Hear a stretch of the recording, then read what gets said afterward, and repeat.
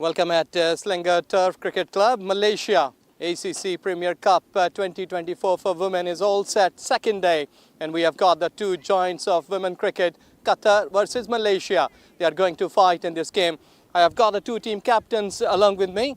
It's Malaysian captain Winifred, and along with her it's the captain of Qatar, Aisha. Along with both of the two team captains, we have got the match referee, Vanessa from Sri Lanka.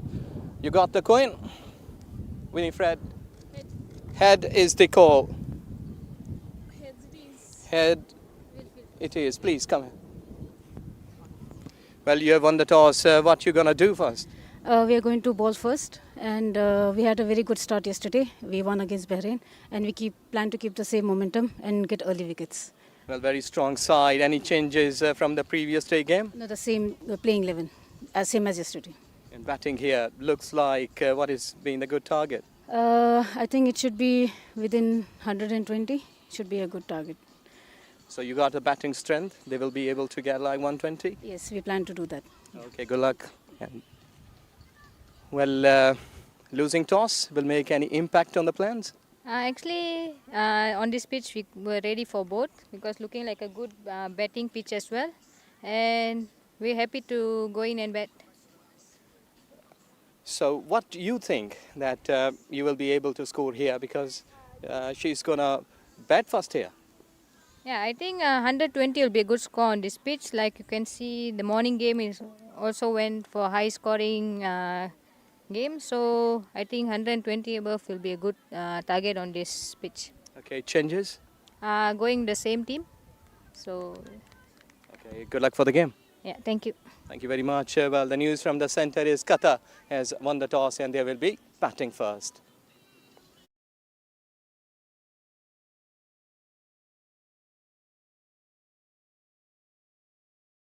A very good afternoon and welcome to Selangor Turf Club. We have a live match telecasting here for ACC Women's Premier Cup 2024, a match between Qatar and Malaysia.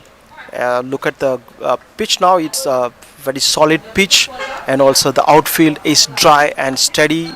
We have earlier there was a game played between Bahrain and Indonesia, and there was a lot of runs scored by Indonesian batters, 129 being scored, and the outfield helped them really very well. And the same thing will happen in the afternoon because it's too dry, and it's going to be an advantage for the team batting first. And earlier in the toss, Qatar have won the toss and elected to bat first versus Malaysia.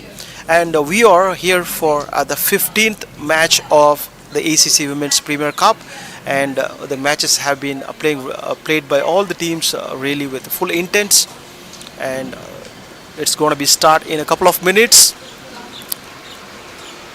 The ground is looking sunny and very bright, and over that side there is a little bit clouds covering up, but there is no sign of rainfall at the moment, but we can expect fireworks from Qatar. Talking about Qatar and the Malaysia team, both are equally strong, and Malaysia is slightly top ranked team compared to Qatar, and very good solid batters on both sides. So if Qatar is able to set a target of 130 plus, 140 plus, it would be great. And here with me, Ajaz, my co-commentator. Hi Ajaz, good afternoon. Hope you had a great lunch. Well, thank you very much. Good afternoon, everyone. And you must be waiting for such kind of big game, Qatar versus Malaysia, and everyone was waiting for this battle. And I think so that we should be looking some good cricketing skills from both sides. As Qatar, they have won the one game. Malaysia, they have also winning one game in this tournament. This is the second day, and both teams will surely be trying their level best to finish this day on a winning note. And I must say that in the previous game, Malaysia hadn't got a better start from the openers, but in the middle order, that Alisa and Mahira, both they batted well. So they have got a strong middle order batter. So looking on to the Qatar side, they have also got some of the brilliant batters and bowlers. But let's see that if they will be in a position to make a good combination over here today because Aisha, the captain, she's really a strong batter by herself, and she is also leading the side well as Sachi at the top can score runs. Then the other teammates like Sabija, she's also in a form of life that she should be scoring some good runs in the middle. Both umpires, they are making their way in the centre. It's Qatar women cricket team. They have won the toss and going to field first. Well, let's hope a good game of cricket because both teams they are evenly balanced in terms of batting, in terms of bowling. So we will be expecting a good game of cricket.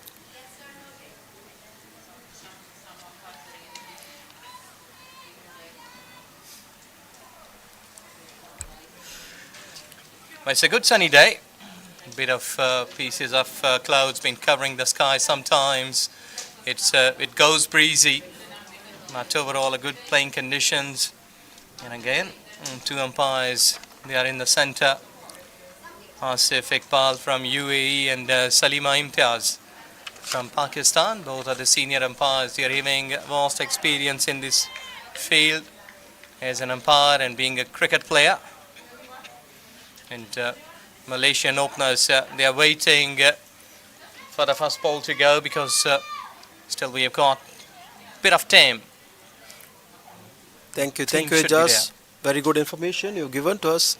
And for Malaysia, it's one Julia and Ana Hamiza are the openers. They have a strong record of batting, the solid batters. And look at the Malaysian lineup. They have Winnie, the captain, and a very good solid bowling all-rounder who can bowl solid overs and also have a decent batting. And Mas Eliza, one of the finest all-rounder currently playing for Malaysia, and she is an electrifying fielder on the field and also superb bowler and a very solid batter on top of the bat.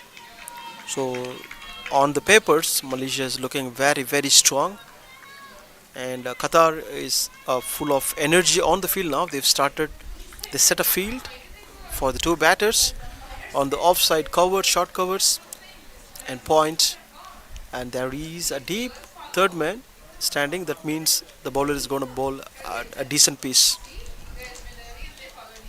Fine leg, they kept it inside the circle because the plan would be bowling outside the off stump. So the fielder is in. There is a square leg standing between mid wicket and square leg. It's like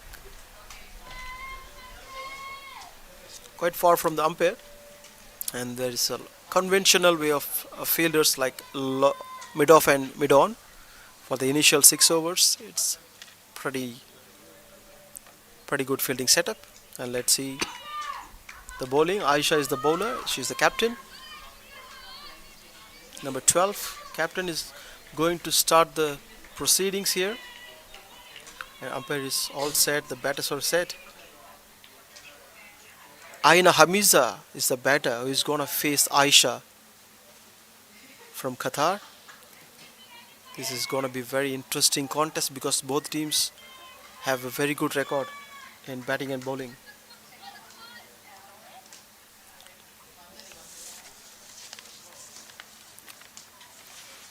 Here we go, the first ball right on top.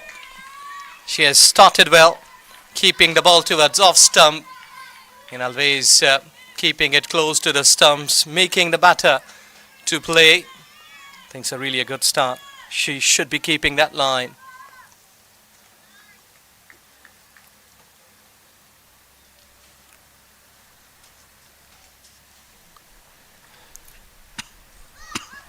Oh, now drifting down the leg side. So run there for Malaysia, but it has started off in an extra run wide. Well, being a captain and opening the bowling, if she will be like doing 2 or 3 extras, I don't think so that other one will be looking on the captain then what you're doing. Yeah, that's really true. hard. That's true. It is.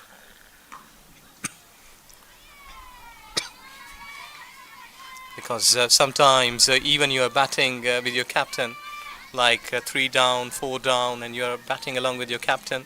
So many of the time it happens that he's been looking and glaring at you if you play a bad shot.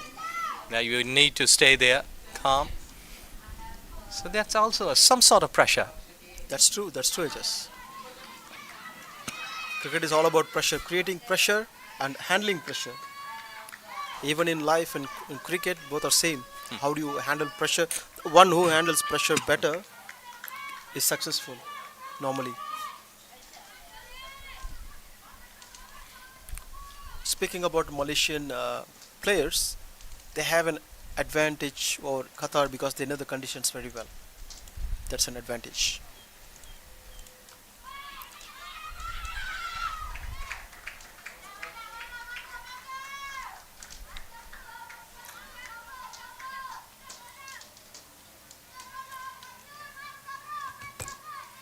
Well, I know she's serving a lot to the Malaysian cricket, though that she's unable to get some centuries or 50s in T20.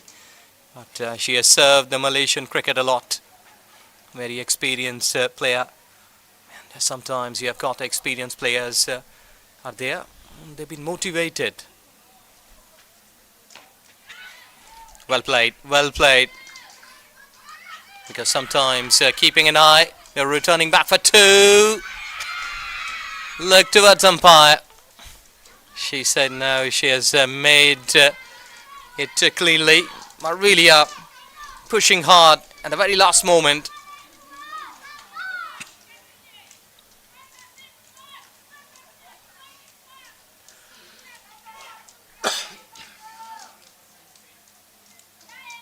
Aisha's bowling is pretty good, Ijaz. She is swinging the ball and also landing the ball on the right areas and very positive. And the keeper is not standing very far.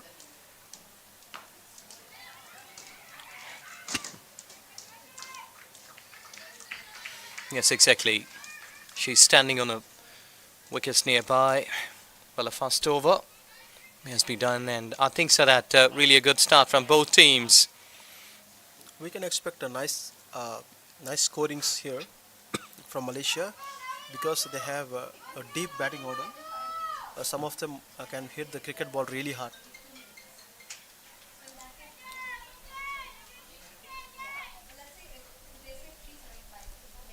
One Julia and Aina Hamiza have a solid track record. So if they stand for 5 overs, they can go deep and play longer innings and score as many runs as possible for their side. And from this side, Qatar, I see the first over was very impressive. She bowled really nicely.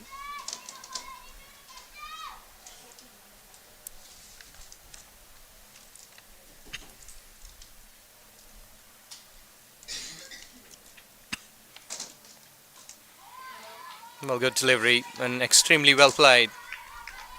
As Van Julia from Malaysia. If I'm not wrong, she's a wicketkeeper. Served a lot. A long cricketing career. She's had a solid bat. And Angeline is from Qatar. Now she's bowling a first over from Selangor Turf Club end. Yeah, she's just waiting for that because anything towards offside in the early stages might be taking a bit of the risk. I think that she has done a good job. Though that there is no slip, but still you may be getting a thin edge into the wicketkeeper's hand with new ball.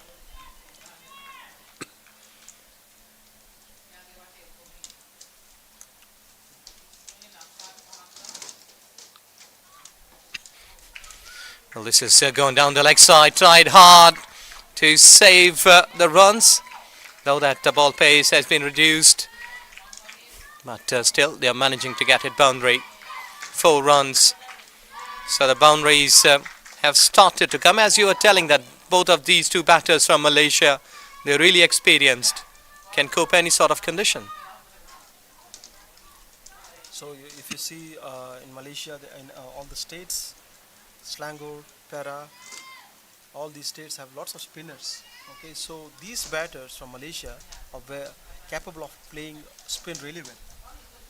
So that's why they're ready to sweep. If the ball is on their zone, they can sweep.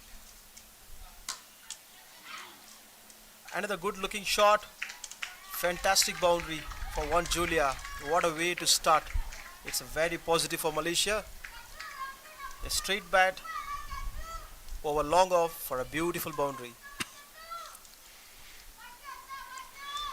Exactly a good start. As we are witnessing, I must say, the two strongest sides of this tournament, Malaysia and Qatar. So this will all be a game of nerves, that if you will be keeping yourself cool, calm, keep your head all together, make a good partnership stand at the opening level. Well, trying to cut it late towards third man. Well, she's thinking good. We've got short third man in place. Anything from back foot point and short third man will be played into the gap, will surely get runs, but more sensibly. Yeah, this is a bread and butter for a top order bat. Behind point, they always score runs.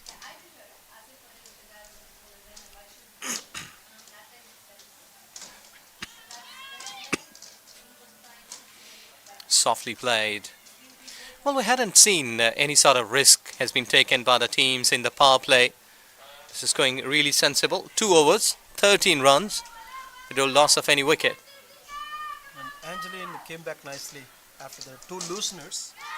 2 boundaries given in the loose balls, and she came back and bowled two nice balls actually. So managed to end up a first over by giving 8 runs.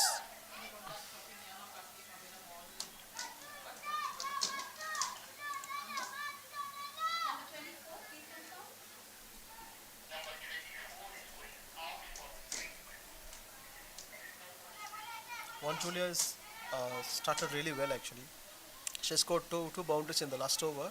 Now she managed to score 11 runs of 8 balls. The strike rate is 137.5, which is considered very good for any standards. On the other hand, Aina Hamiza, she is a very good bat, but she's taking her own time.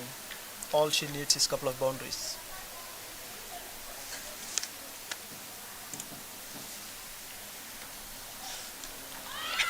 Oh, that flew. I think so. That is the first stroke she was not comfortable playing against. Otherwise, so far these two batters, they have done a good job. As when Julia, she's a non-striking in. She has got an opportunity of scoring 31 runs, though that Malaysia has played one game against Qatar in the past. But for Aina, it will be a good opportunity to score runs against Qatar cricket team because they have got a strong bowling line. So it's always good and gives you confidence when you're scoring runs against strong bowlers.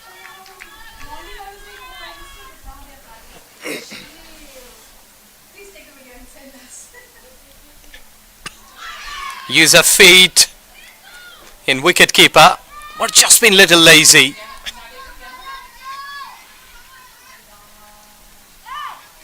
The batter completely missed the ball. This time the ball was swinging towards her, and she couldn't manage to put the bat behind the ball. So she'll be watchful now. Every time a batter misses a ball, the next ball she watches double the time than the previous ball. Oh, there you go. She was trying to play across. Yorkland delivery, and Qatar strikes here. The first wicket. Aina was just looking to play a big one towards onside, but this has gone through the defences. This is one of the very good bowling effort by Aisha. No wonder she is the opening bowler and captain of Qatar. Look at the way she bowls. The same ball she bowled again. In swinging, coming back, and went inside between the bat and pad. Completely missed. No feet movement and no head over the ball. So that cost the wicket actually.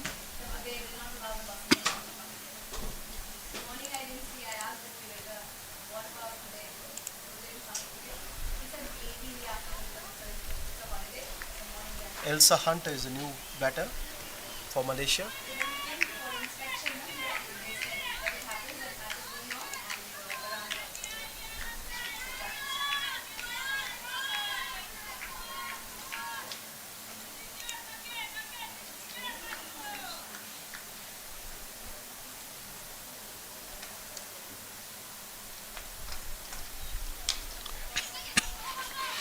Slightly on to the back foot. It's Elisa Hunter. She has got 115 T20 career. So she's another solid batter, but she needs to stay in the center because this surface is really good. A batting track. You only need to stay in the center for at least 5 to 10 minutes. Oh, could have been a chance if throw was with full force, but they need to talk with each other while running between the wickets. And speaking about Qatar, we can hear the noise from the ground, so they have full of energy because they also got a wicket. So the wicket gives you energy automatically, and if the batter starts hitting you, then your shoulders drops again. Then it's like it's quite common in a cricket game. Both teams have their time up and time low. Yes, you're right, because sometimes being a home side, you have got the advantage, but sometimes that advantage goes against you because crowd is wanting to play you big knocks. Though that this is a women cricket, might be that they are looking to improve their individual performances with a good team records. But I think so that wicket has just kept slightly on the back foot to the Malaysian cricket team players at this stage. I think the fear is not good.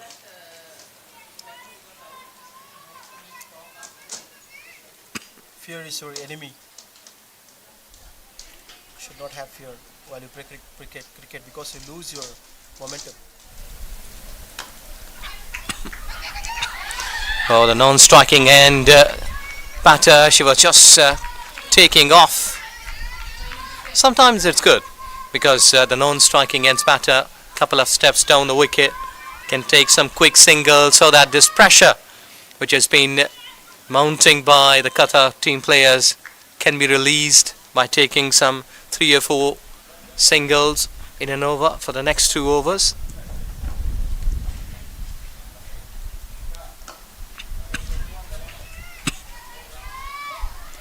Because I think so, when you're not getting boundaries, this is really a good opportunity, good way to play cricket, take the pressure off by calling the singles, keep rotating. And even though in the power play, that if you keep rotating the strike, this ground is fair enough to get a single, even in the 30 yards.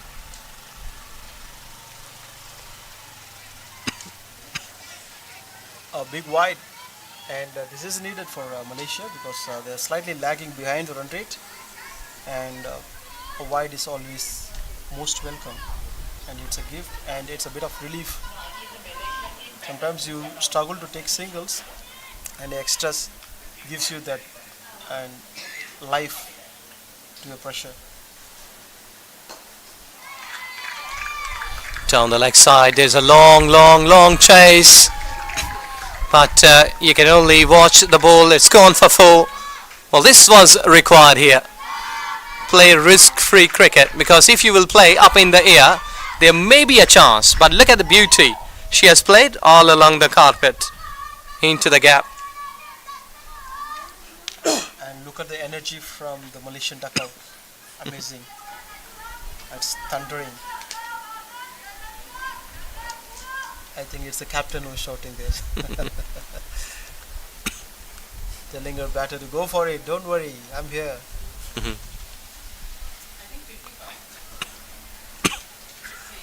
Well, super cover has been brought in towards offside.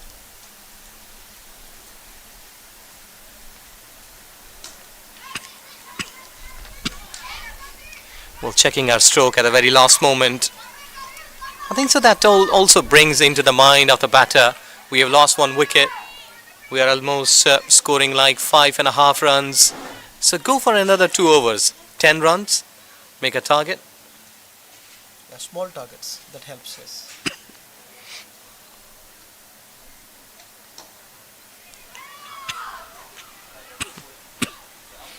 Well, there are runs at the onside of this venue because only 2 fielders they are marching, patrolling towards onside.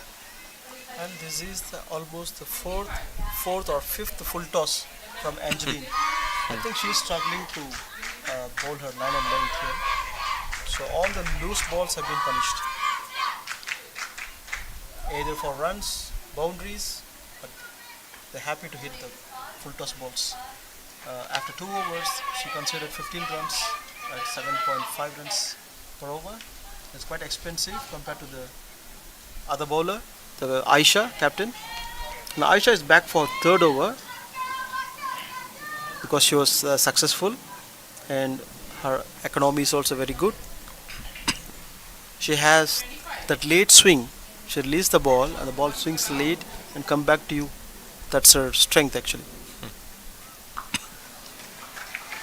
Well, this is really a good hit. Again, they are playing it all along the carpet. Well, playing it there like bookish shots all the time. It's been lovely to watch.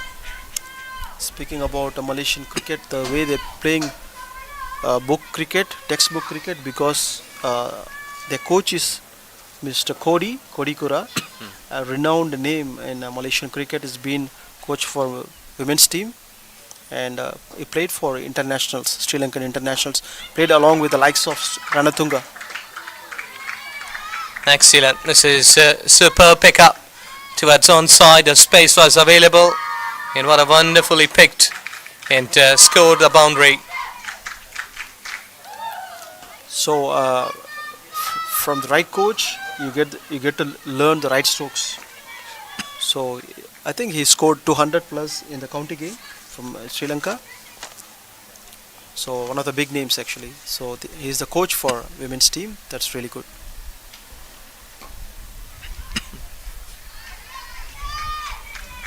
Yes, exactly. Coaches in the modern days of cricket, they are really important. And I remember Australia when the 3-time champions coach was sitting behind on the chair and the players were winning the games. So this is all about giving plans to the team, and after that, the talent, the sheer talent will surely be acting. Oh goodness me, what has happened here? That's again Aisha, and the ball was a sort of in dipper that comes back. She has got the ability to bring the ball back into the wicket, and that's the wicket number 2 for her.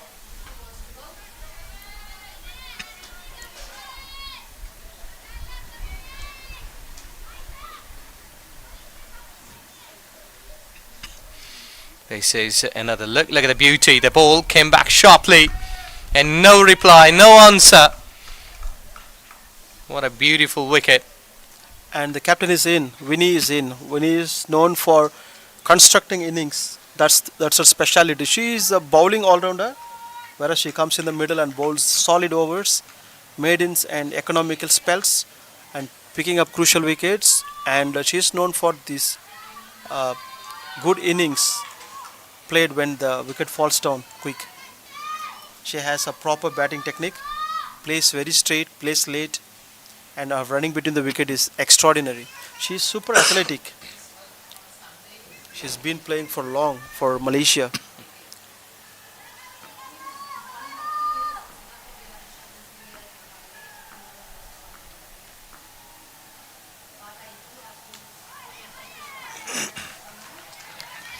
Yes, exactly.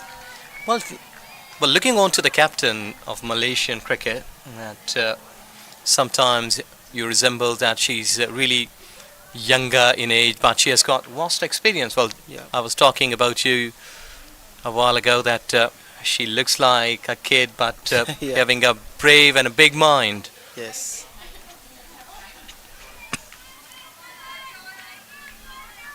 And over the years, her performance has been increased with every passage of time in the playing cricket.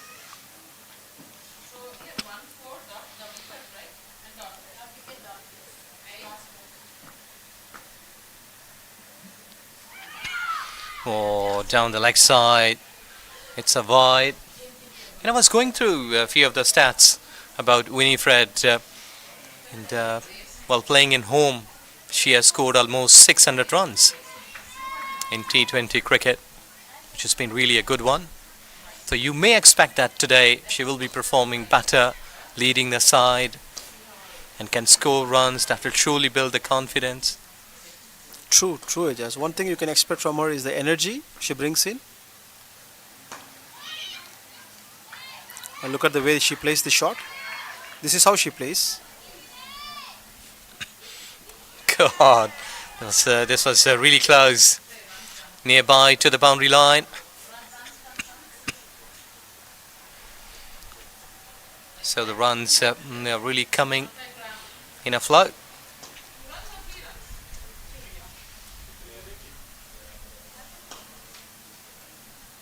She runs between the wicket very quickly and brings in lots of energy and good presence of mind. She'll wait and score.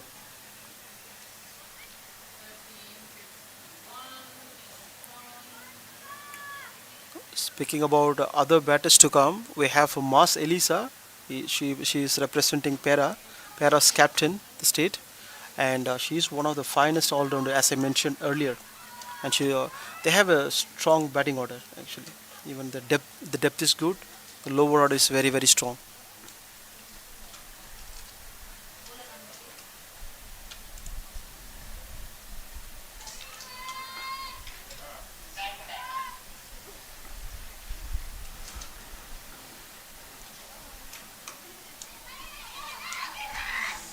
Well, they were calling, and look at that. They were calling for the keeper. Well, they're looking for 2 and coming back for 3. Can they make it? Yes, it is. Excellent running. Well, this is really a beautiful batting. The call was there, and look at the beauty. They have run quickly.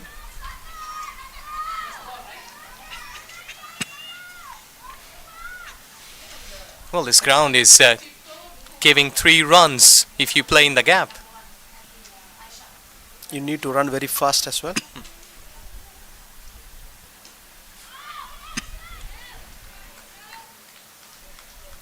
Sudha Thapa is the new bowler, and she looks good.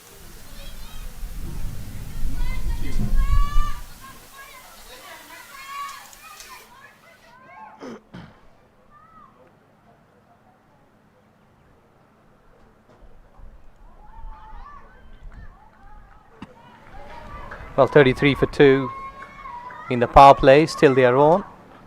I think so that keeping 2 wickets is fair enough in power play. Fair enough. And also look at the strike rate of Winnie. She just came in, very positive. She didn't get disturbed by the way the wickets fallen. She started playing her own game.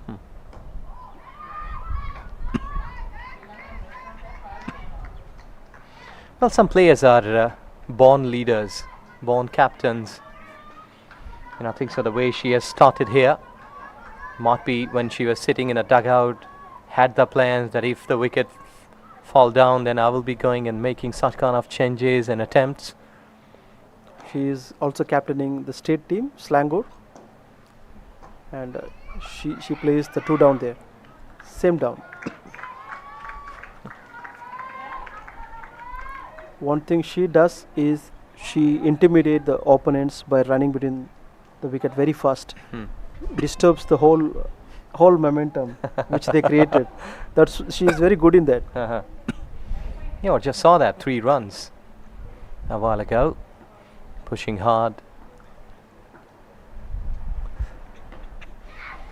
Well, into the gap. And they tried hard and good fielding, keeping one hand on to the ball, reducing the pace. Well, we'll surely talk on running between the wickets as the over has been bowled.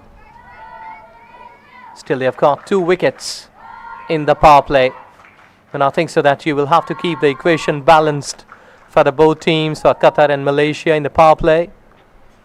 6 overs, 36 runs, 2 wickets. We have done a good job, and I remember you were talking about running between the wickets. Moin Khan from Pakistan, the wicket keeper. I saw one of the game that he was running between a wicket. I don't remember. It was Salim Malik or might be another player. So Salim Malik was on non-striking end, taking run, and Moin Khan was touching the crease of wicketkeeper and almost half of the crease, and Salim was there still waiting to come back. So these are sort of things that happens in cricket. The one is a good runner, but you need to respect your partner. Might be that he or she is not that quick runner. Lucky that he didn't run with Inzamam. Yes, but they played cricket together. It would be more. It would be more difficult to handle Inzamam. Apart from his batting skills, his running skill is different level. Oh, very close, very close. And she was just waiting to stay there, clipping the off stump. Goodness me, wicket after wicket. When a partnership was required to build up there in the centre, they've just lost another. Juan Julia is out, and here comes number 93, Mas Elisa, Yasmin Zulfikli, superstar of Para. She won the women of the series for the. She won the championship, and also women of the series for the recently conducted tournament between the state level tournaments, and she was very consistent either in batting or bowling. So very dependable and very strong hitter actually. If it's a loose ball, she can clear the boundary at will. She can hit sixes. Such a powerful batter. Mas Eliza is a mass batter actually for Malaysia, and along with Winnie, and we can expect some good works. 9 out of 10 times she clicks.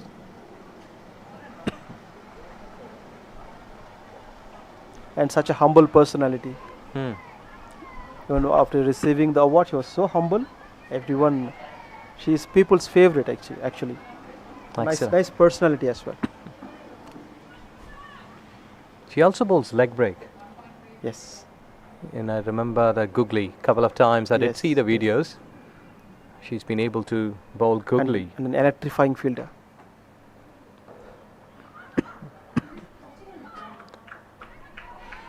Well, let's see that Malaysia requires both of these two to stick together, make a good partnership, because they have got enough time in this inning. Like after this, they will surely be having 13 more overs to go. 70 plus, might be 80 plus. Well, who knows that with a good batting of Mas, they will be looking the 130, 140. It's only about the anticipation that how you will be behaving in the centre, and as you were speaking that Mas just having a loss of experience. So absorbing that pressure what has been mounting and created by the Qatar bowlers and fielders. Don't listen to anyone. Just go with your natural cricket.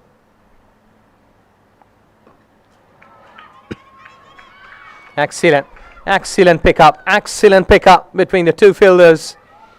They are returning back for 3. Excellent. Well, this is second time they have gone for 3 runs. When Winnie is there, there are no 2s, only 3s. She asks you to run for 3. She does that. See, within these 5 overs, she had run 2 times, twice 3 runs. She's very quick actually. And also Mas Elisa, as I told you, she is also very athletic. So it's easy for her. Both of them can disturb the fielding side with ease. So suddenly the pressure is on the fielders. The in circles, now they know that these girls will run quickly if you don't stop the ball and throw back. They created that. See, even after 3 wicket loss, they're not struggling. They're still rotating. That's a good thing actually. Yeah, exactly, keeping a good run rate. I do remember that Aussies, Australian sides, it was a sort of behavior like in 2000 in 90s that they were batting aggressively, either they are losing wickets. They don't look back, keeping a good standard of run rate. And I think so that momentum should be there in the team's behavior, the construction of a good team. Like, don't look back. If anyone is there who is a legendary bowler, but you need to keep one thing in your mind. It's not Shoaib Akhtar, it's only a bowler that I'm going to play. Then you will surely be batting tremendously well without any sort of pressure.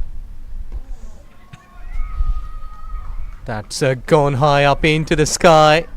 At one time it looks like will go into the hands, but luck is there, falling short of the fielder.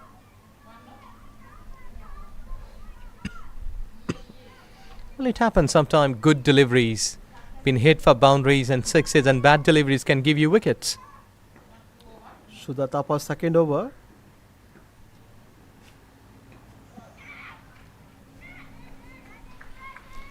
Look at the way she runs. Before the ball goes to the fielder, she is on the other end. She's telling, go back. She's telling the batter to go, run back to the other end. In some sort of fieldings, the non-strikers call, because the batter couldn't see properly that who is the fielder and how far that was. Excellent. This is really quick. This is putting the pressure back. This is what putting the pressure back on the fielders and bowlers. Manipulating the fielders, I would say. So sometimes they bring the fielders much closer, and then you take the aerial route to clear the boundary. Something like Maxwell does it nicely using a reverse sweep.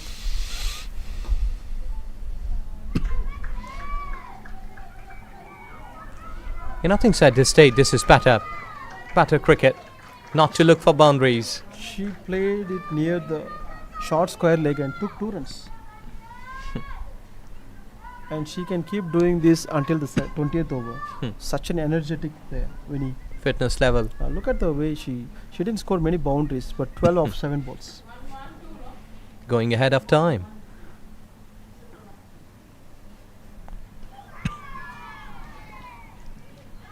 Or just trying to make it somewhere at third man position. Well, lots of times teams they are thinking to have some strongest middle order batters, because sometimes your openers, they are not working properly. So if you have some strongest middle order batting line, that really helps you to get a good target, or might be the chasing down. That's right. And if you look at the Malaysian batters, everyone can sweep well actually. If the ball goes towards the leg stump, they don't mind sweeping it. Even for the fast bowler, like a medium pace bowler, the spinner, they just go for the sweep. The more you play in certain conditions, you play different strokes, right? Like the Australians, they are good at pulling and cutting because they play the bouncy track most of the time, whereas Asian countries like us, Pakistan, India, Sri Lanka, they play sweeps and on the pads. They play this kind of shots really well and drives really well.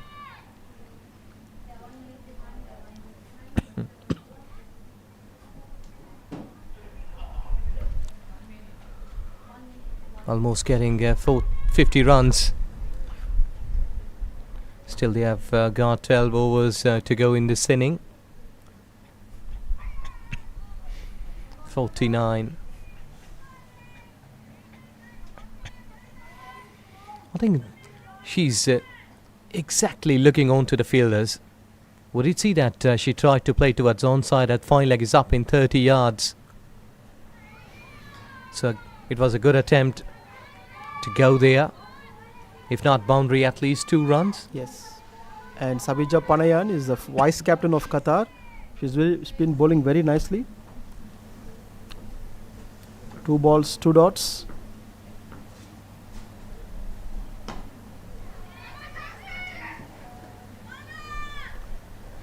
Body behind the line, nice fielding by Sachi Dadwal from Qatar.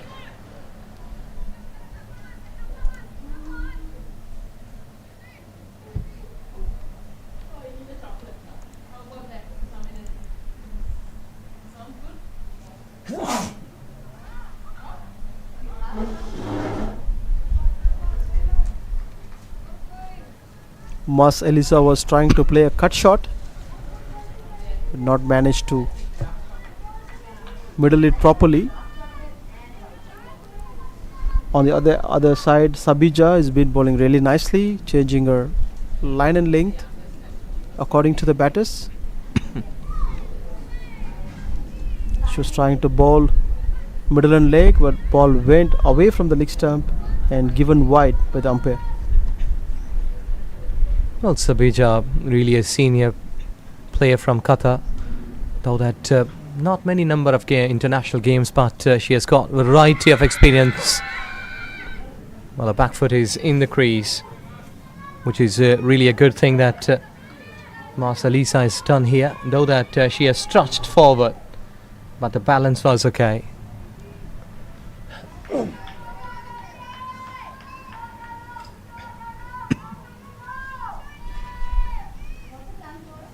Well, this exactly is a good fitness level. Yep.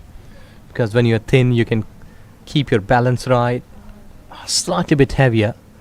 Well, making such kind of stretches, you may be getting uneven from your spot. Well, this is going through the fielder, though that ball has got pace down, and they are returning back for 3. Well, I hadn't seen such kind of running before in this tournament. The yesterday and today. Third time they have taken 3.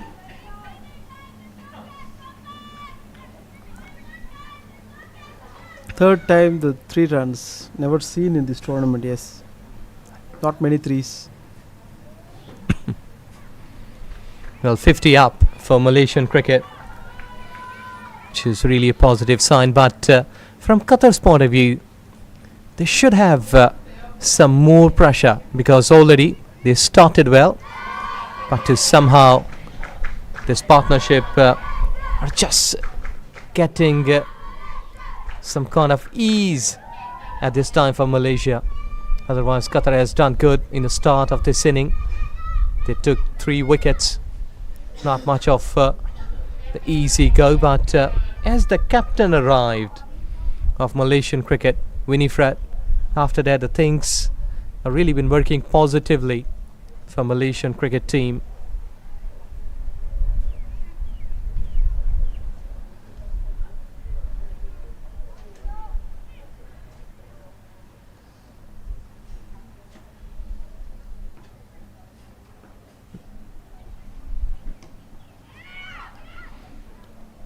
Well, this is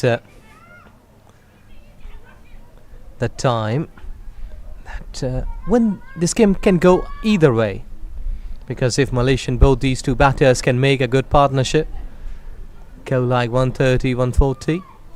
130, 140 is Yes, an ideal score from Good here, one, yeah. considering the batting depth of Malaysia.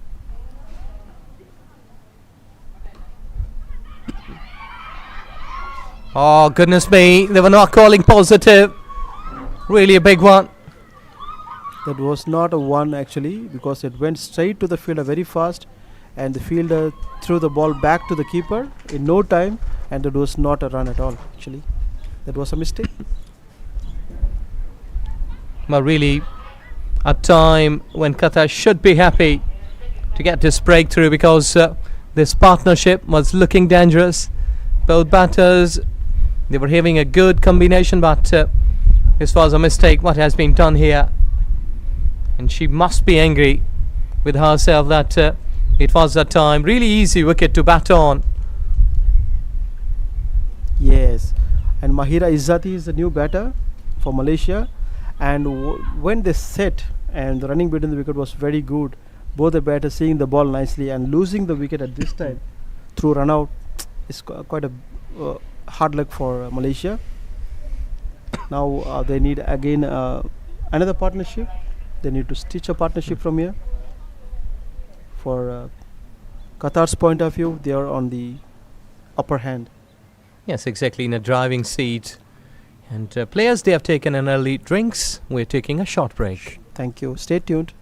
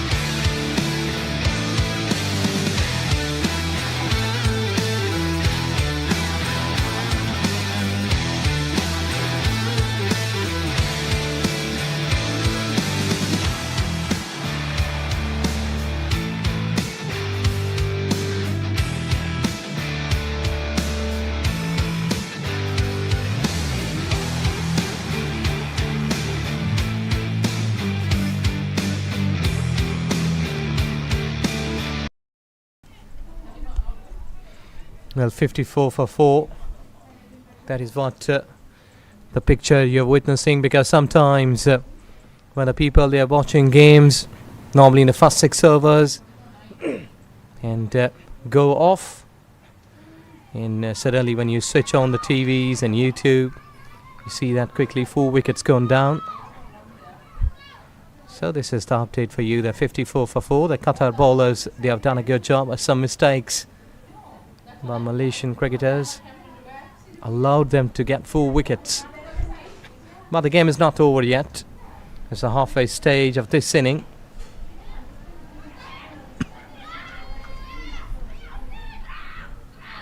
Well, they got a couple of more runs running between a wicket. What we have been witnessing here is good that boundaries are dried up. So that is really a good option. Just to look further, make some important things into your partnership, like pick up the spots where the gaps are. Because against spin and against pace, you may be having a bit of time to narrow the gaps, because at this stage I think that Qatar is in a driving seat and Malaysia will have to do a big sort of partnership. You're right, Ajas, and Mas Eliza is a crucial player for today's innings, because she's known for stitching a long partnership and finishing games.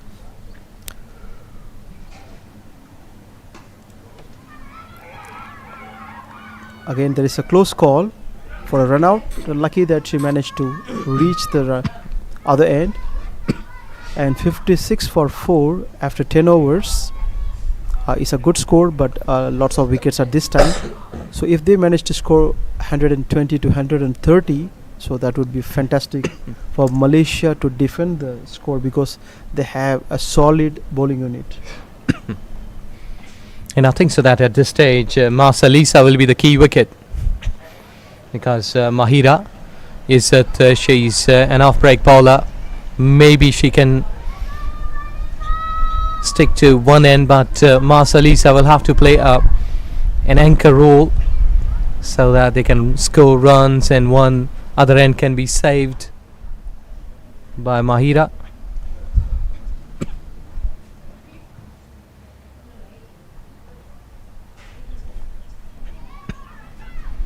Slightly on the back foot. Well, it happens that we did see that when it was only 2 down, that Malaysian cricketers, they were taking runs either on these kind of shots, but now they are reluctant.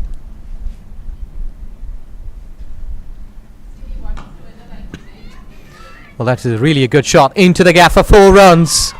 Really a welcome boundary, and that was the need of time here at this stage, because Qatar, they have started to dominate. Such kind of counter attack was required. What a beautiful cricket shot that was. On one knee, front foot, bent down and played between mid-wicket and long on. Superb shot. Catches the call, but this will go another boundary. Well, back-to-back boundaries towards onside. Excellent batting. She's picking up the spots, gaps, and cutting runs. 8 runs in 2 deliveries. That was a treat to our eyes. The way she batted, the positive intent, everything looking so good in that shot. A perfect calculative shot, because the mid-wicket fielder was asked to move towards long on side, and now she used the backward square leg area to score the boundary. Superb cricket. Intelligent batting, I would say. So she knows where the fielder is and played the shot exactly where she wanted.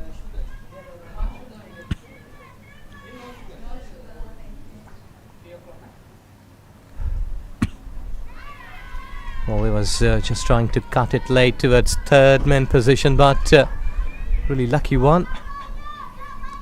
Well, this happens sometimes, that when your team is under pressure, a couple of boundaries can release that. Now it's the time to rotate. Watch it more closely. Well, a good over for Malaysia's perspective. 2 boundaries. 65 for 4 in 11 overs.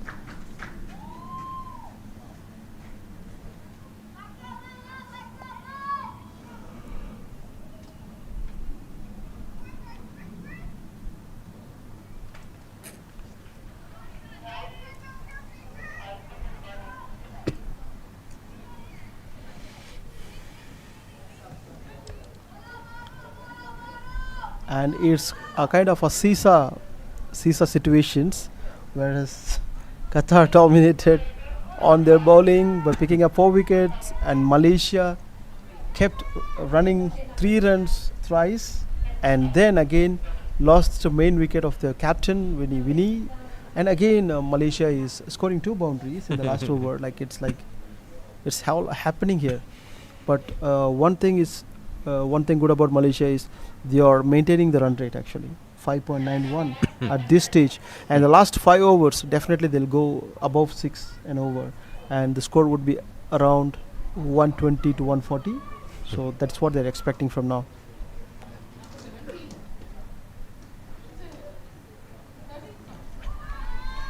Yes, and many of the times, like after that follow wicket of captain, I think that both of these 2 players, they are not going for the offside deliveries.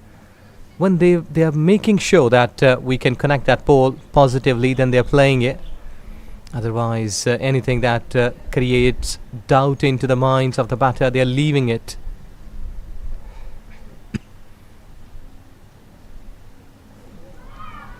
Well, again, that was too wide towards offside.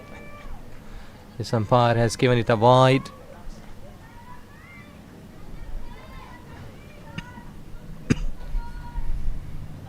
Well, the wicket has just pumped up the Qatar's cricket team.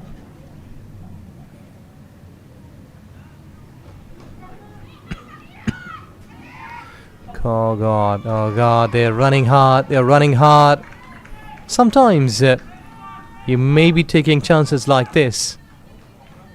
If These completed, then okay. If not, bad day. And these kind of balls, the batter trying to use the top end and plays slowly and try to sneak a single, and the fielder has to use the underarm instead of throwing on the overarm. Yes, to save time. That's how it should be done. So if the fielder already walks a few steps towards the ball and she has the momentum, then she can run towards the ball, pick it up and throw it underarm. It's all one momentum, and she saves a lot of time, and there's a high chance of run out. Yes, exactly, you're right. But sometimes such kind of one act requires ages of, you can say, like practices, experience. You're right, Ijaz. That's what we discussed earlier also. If you don't practice anything outside, don't do it inside. That's it. Fielding, you need to practice and come back and do it.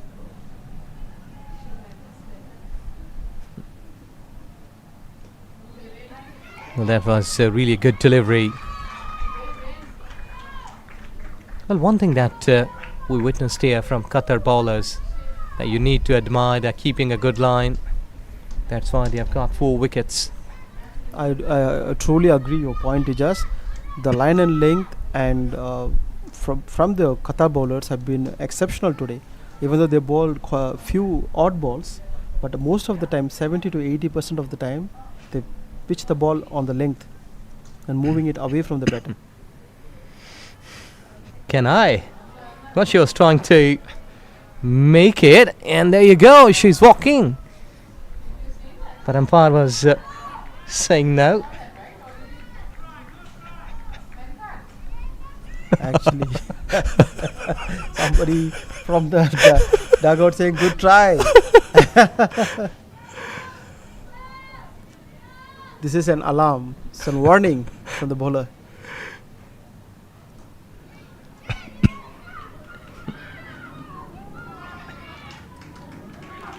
Well, they're throwing themselves here.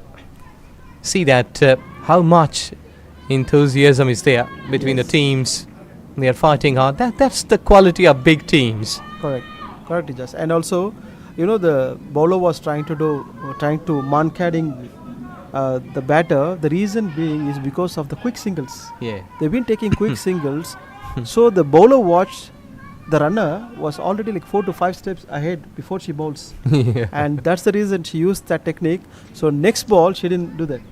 So in a way, it's like they've been very competitive. That Yeah. one thing is Thinking. thinking is very good. Qatar, even the Qatar ran out Winnie. That was also a very good one because they set the field like that. They didn't allow Winnie to run easily. The short covers picked the ball and ran out Winnie. So good. It's like the competition is there. So lively to watch. The bowling is good from Qatar. The batting is good from Malaysia. And the fielding is exceptional. Fielding is like getting better and better. They have that heart.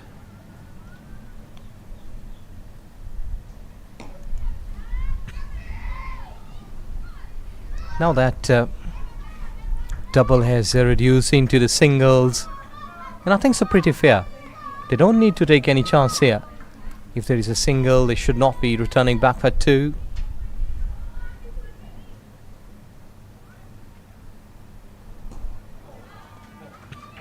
Well, that's into the gap. 4 runs. Nice pickup. That was the stage that she was waiting for. And I think so really a pressure situation. These batters, let's see that how they will handle it.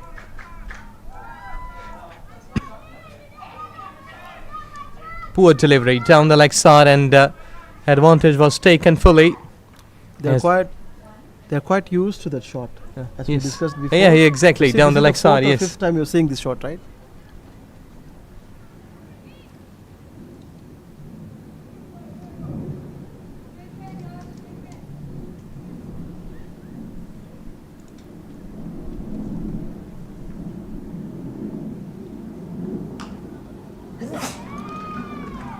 Well, that's another good shot. This is into the gap for 4. Well, this is beautiful. Well, under pressure when you're batting with such kind of skills, that shows your talent, your selection, that you've been on merit. Everyone would be watching such kind of inning when the 4 wickets gone down. And Masalisa, with all of her experience, what she has done in the past, it's only the trust that people, the fans, the selectors, they're showing in her.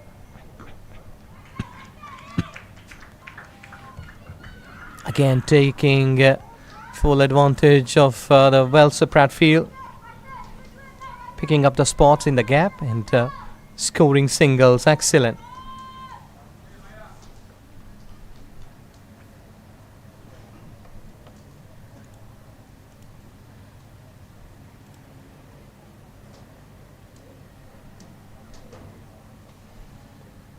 Again, a wide given, and Sabija, the vice captain of Qatar, she's been bowling good, but not her day. She's not able to pick many wickets. 30 runs given. Again, the second wide is given, a big wide, and not necessary at this stage. A little bit complacent.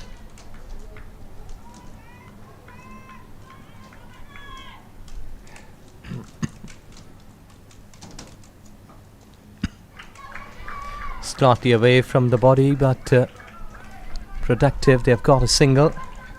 Well, I think so over here the first target is to get 3 figures from a Malaysian cricket team point of view, and I think so that 17th or 18th over they should be touching it. If they can get a couple of quick boundaries, they might be getting it earlier, like in 15th or 16th over, and after that anything will be a plus.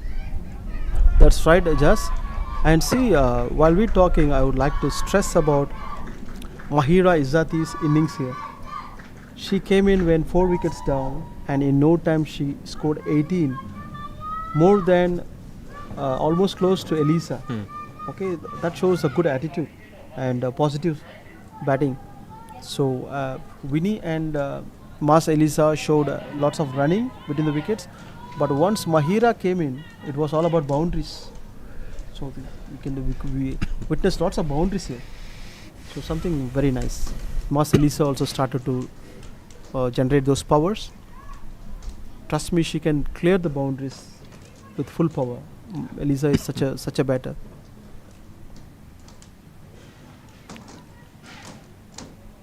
Well, let's hope that Malaysian fans will be thinking that these two can finish this inning. Because if these two will keep batting all together like this with a good partnership, there will be a chance that they can score 50, either one of them or might be both, if they will be keeping a good partnership all together. But you have to keep an eye on the Qatar team's bowling. They're also bowling good.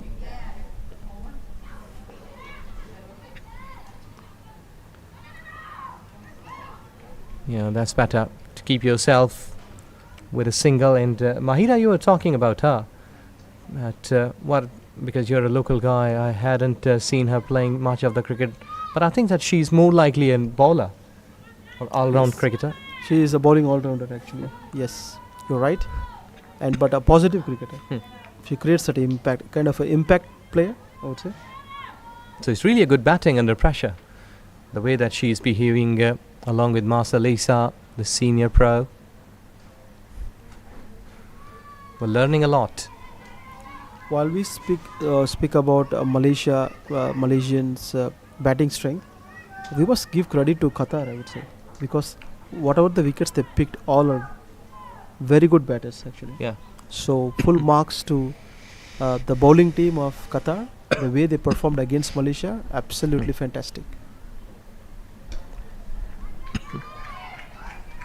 Well, look at the fielder. And they are coming onto the ball quickly. Rather than waiting onto the spot and the ball, let the ball to come to you.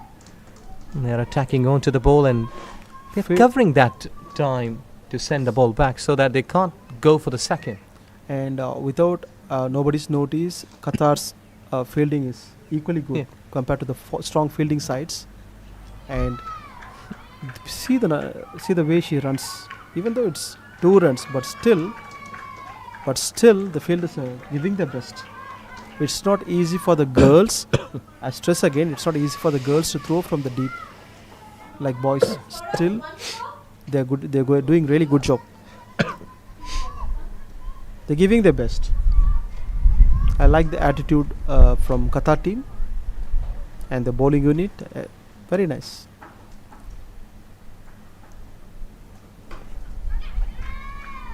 Uppishly played.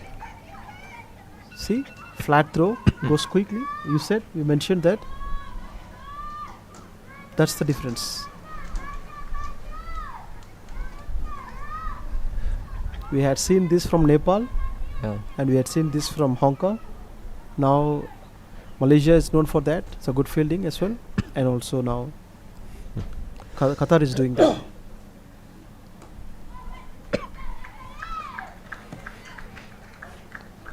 Well, with this over ball, you're right. 4 wickets down, 89 in 14 overs.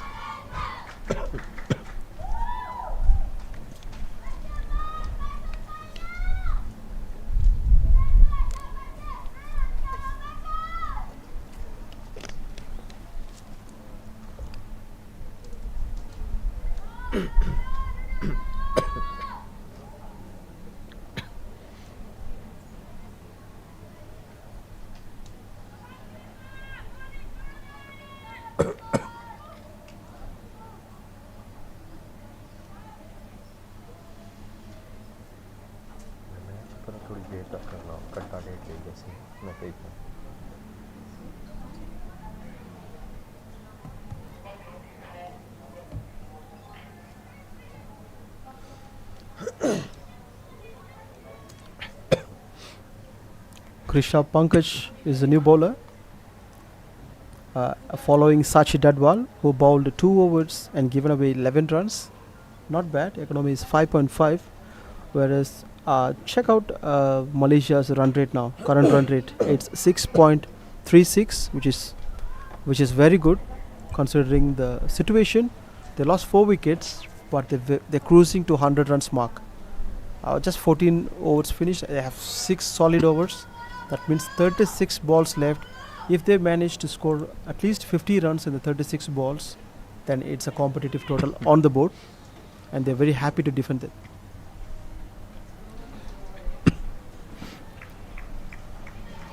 Well, let's see that if Sachi can do a bit of the magic with the fingers, because she's a good batter at top order. But now the captain Aisha has brought her into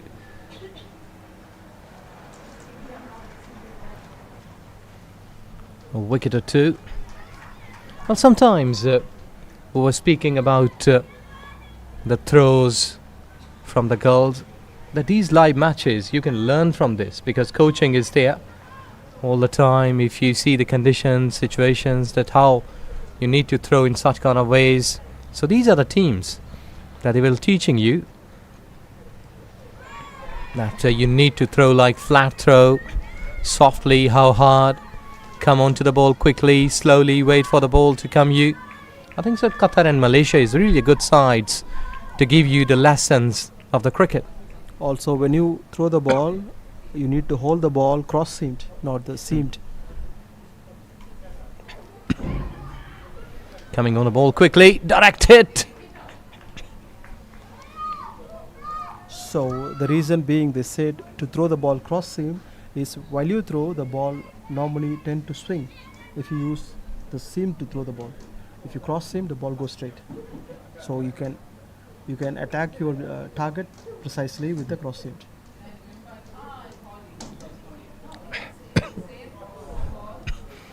Well, that's a no ball. Sometimes such kind of delivery has been hitting badly.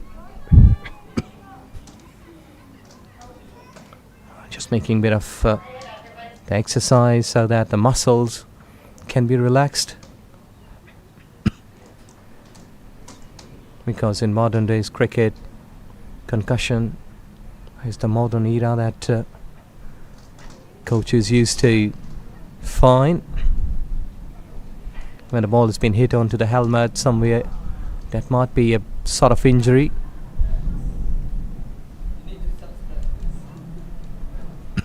So it's a free hit. Go over the top. It's a good time to hit big down the wicket, but not been able to quickly throw. They have taken 2 runs.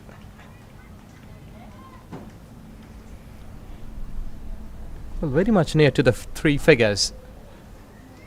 Especially I'm just waiting for those 3 figures, and after that might be that these 2 batters, they will be looking up into the sky to fly high. Good shot. Straight to the fielder. And that's one of her favorite shot, Ejaz, sweep shot for Marcelisa. So she's been playing that quite often here. And one good thing about Malaysian team here is, like, even though they lost the 4 wickets, they didn't allow the condition to suppress them, right? So they have always maintained the run rate. The current run rate is 6 point above now. So look at the balls they consumed. 20 balls, 22 runs for Marcelisa. Mahira, almost like run a ball. 19 from 22 balls. From here it's going to go up. Granted, strike rate is going to up, not going to down. And the 5 overs, you are at the rear end of the first innings. So let's see.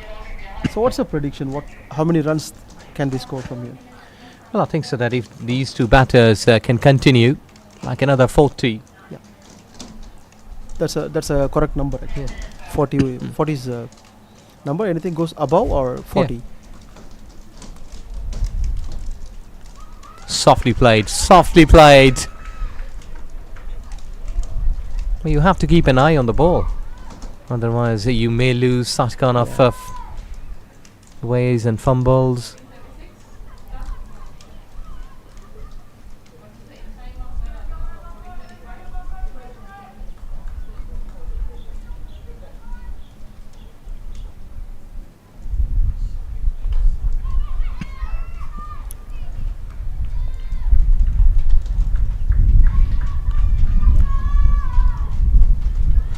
quite a good partnership, and so far both of these two ladies, they have done a good job. They're making it possible that no wicket should go off from here on.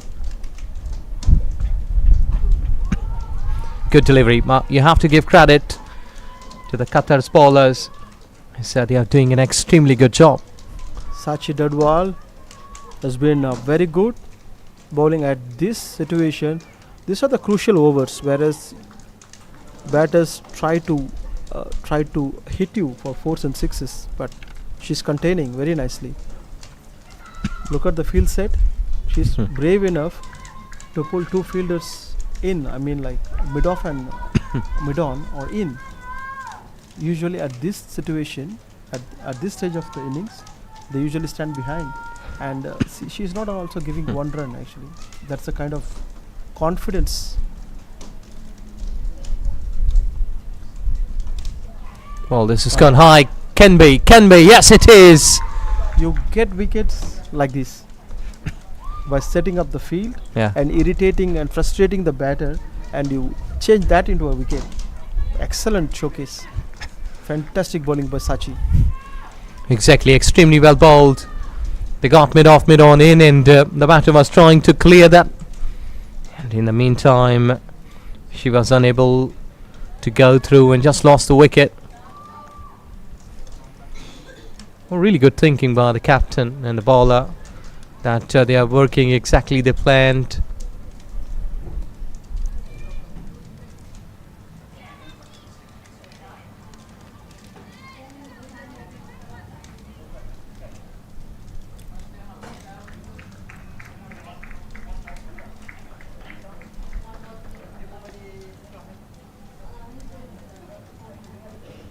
Sachi bowled nicely, and this over she didn't give many runs, and her economy is 4.24. So very solid bowler, line and link bowler, and occasionally she is bowling that Yorker, which is a deceiving length actually.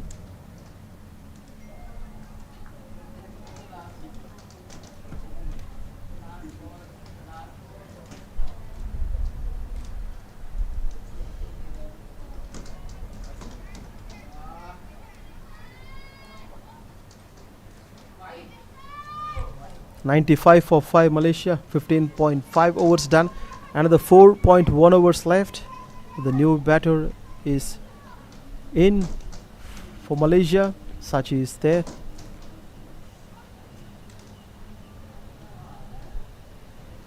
Very close to the leg stump. Umpire said wide.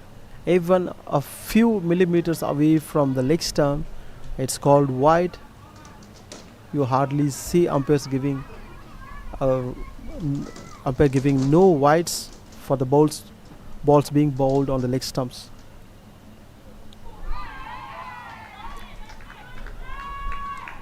And beautifully ended her third over. Sachi did really well for her captain. 97 for 5, 16 overs done. 24 balls left for Malaysia to score as many runs as possible. If they manage to score 130 plus, it's great for them to defend it. The number of bowlers they have and the bowling unit they have is absolutely fine. Fantastic.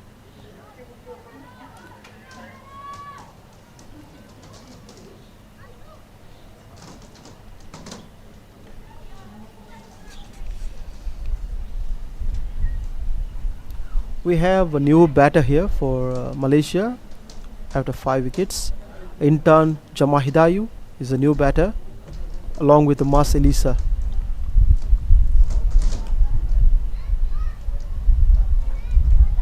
Bowled outside the off stump, no runs scored.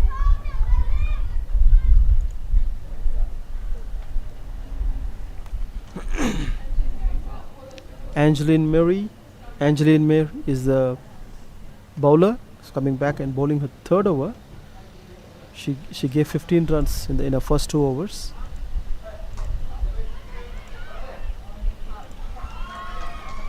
Another wicket goes for Malaysia, and the wickets kept falling. at wrong intervals, and this is the time they want more runs, and they want at least one partnership to stay there and score 30 or 40 runs from here. This is badly needed from them. Angeline Mary is a lucky bowler, got a wicket in the second ball of the third over. She bowled an easy catch. Yes, a good time for Qatar cricket team that they're breaking the partnerships, getting wickets. Because if two batters who were batting a while ago would have been batting here along with Marcelisa and Mahira, I don't think so that they will be able to stop them here under 100 runs.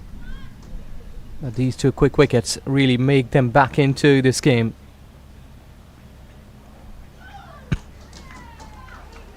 Well, they survived.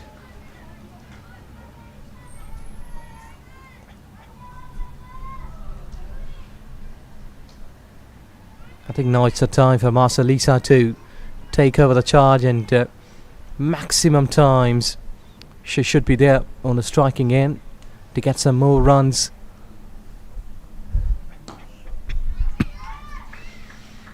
It has been walked towards onside, but they are returning back for two. Can be a chance. Well, flat throw was required, and wicketkeeper should be behind the stumps rather than coming in front of the stumps, so that nanoseconds can give you the bit of the chance here to get stumping, run out.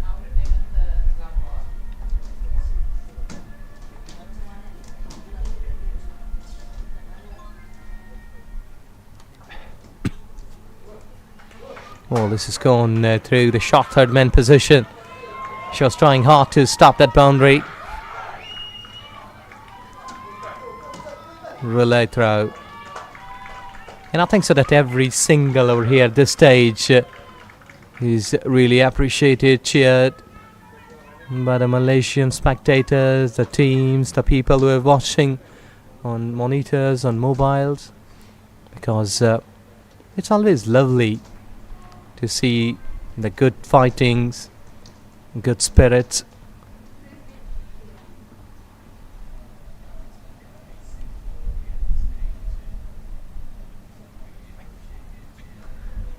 Softly played. And now at this stage, I don't think so that she will be looking to get some more gaps. Because if you want to get some quick runs, 103 here at this stage, you've got a bit of time left in this inning.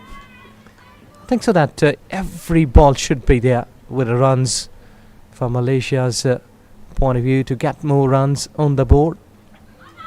Because such kind of big shots and Yahoo shots without looking onto the ball, giving you only a dot delivery, and Qatar will be happy that if you're going with the dot deliveries.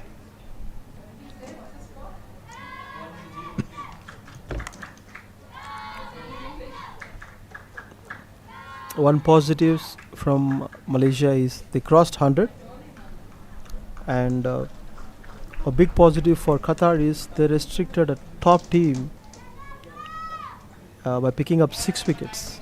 That's a very positive sign for Qatar. This gives them great confidence moving forward, so they can they understand that the bowling is very strong and they can pick big wickets.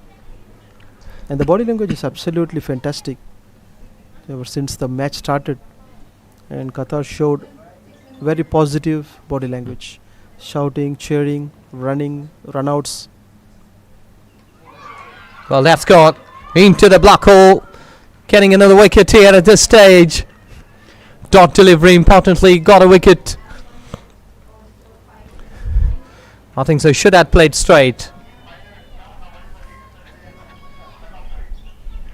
As the senior batters, they are back into the dugout. And now the tail is there. And you may expect such kind of visuals when the tailenders, they are batting. See that? Straight bat would have been a better option. At least with a single and double from here on. 3 overs. 18, 20 runs, like 130, will be a Yes. good margin. That's right, Ajas. 130 would be a good margin. And Malaysia missed some trick here. So after losing wickets, they didn't find a way to stitch a partnership. So from here, at least if they complete the innings without losing wicket, then that's a victory for Malaysia from here. But I must say, full marks to Qatar. Exactly. The way they come back after the brisk innings between the 4th wicket and 5th wicket, and they came back in the tournament and in this game and did extremely well in the bowling department as well as the fielding department.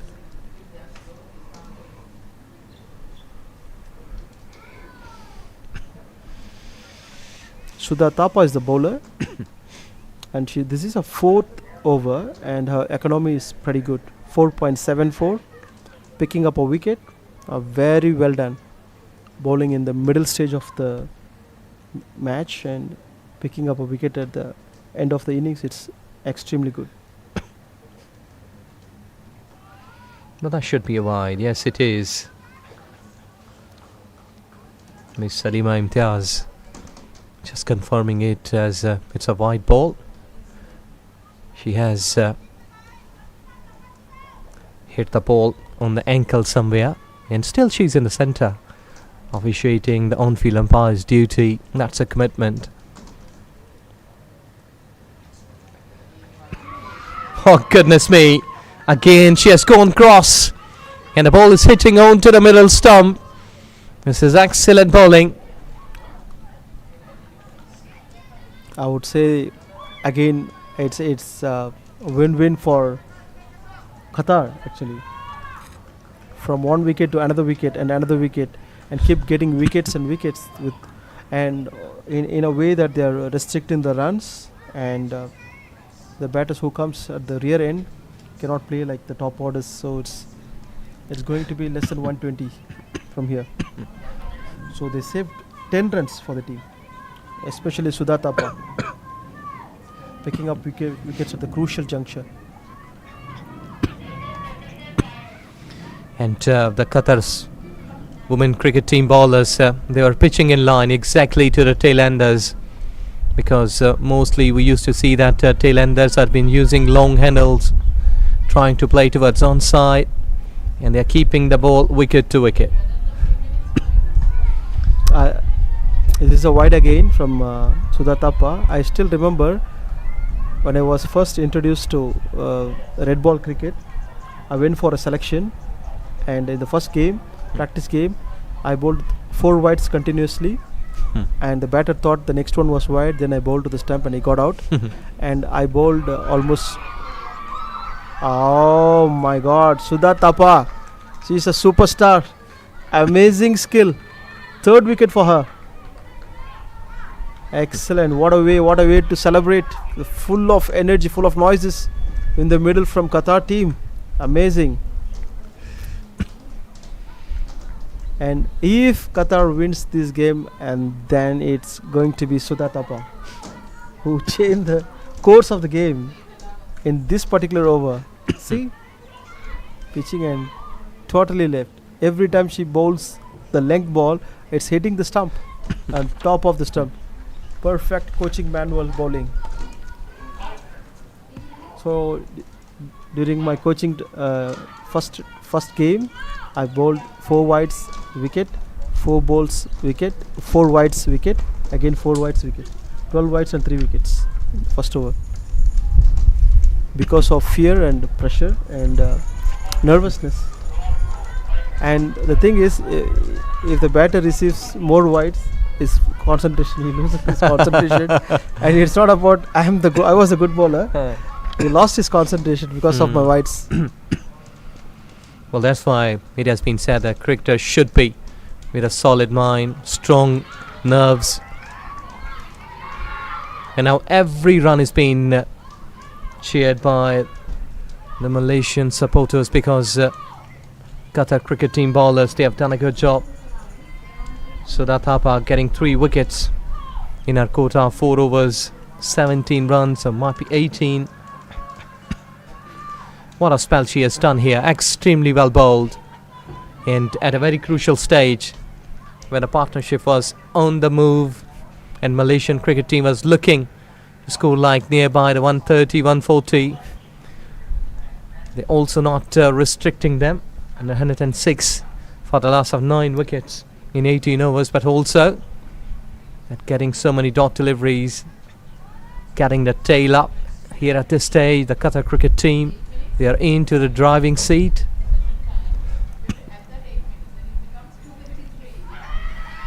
They're appealing, but umpire has the different thoughts.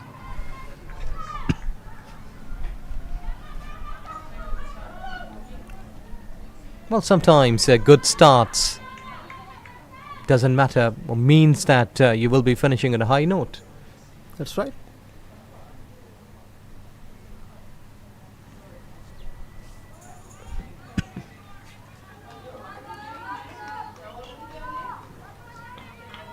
This is the last over for Angeline. She bowled 3 overs completed and given 6.63 per over.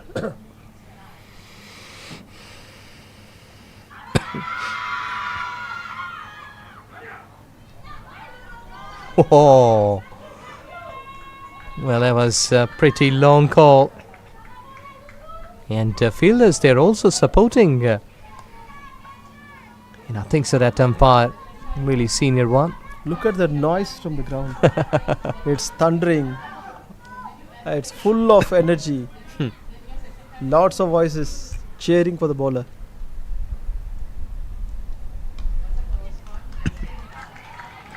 Well, that's better at this stage when the last wicket stand is there and you're looking desperately to get as many runs as you can.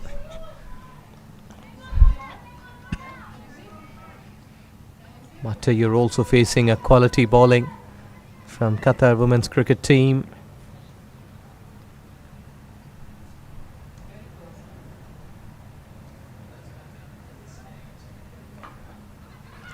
Well, that has been driven through. Good fielding, good pick up. A slight bit of fumble. Just given away 1 run to the Malaysian cricket team.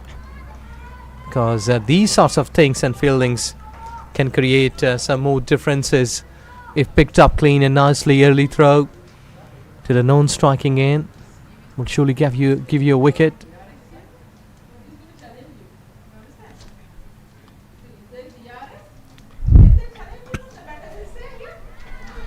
Well, they were waiting for the call, and I think so here at this stage this is really a good one.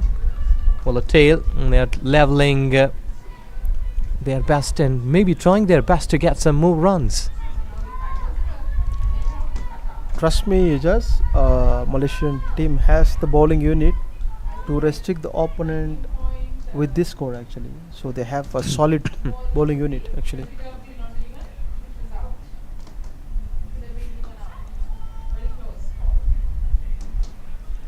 Well, that's sort of irritation, and still they were looking to get a single, and that an overthrow. Some sort of aggression from Angeline.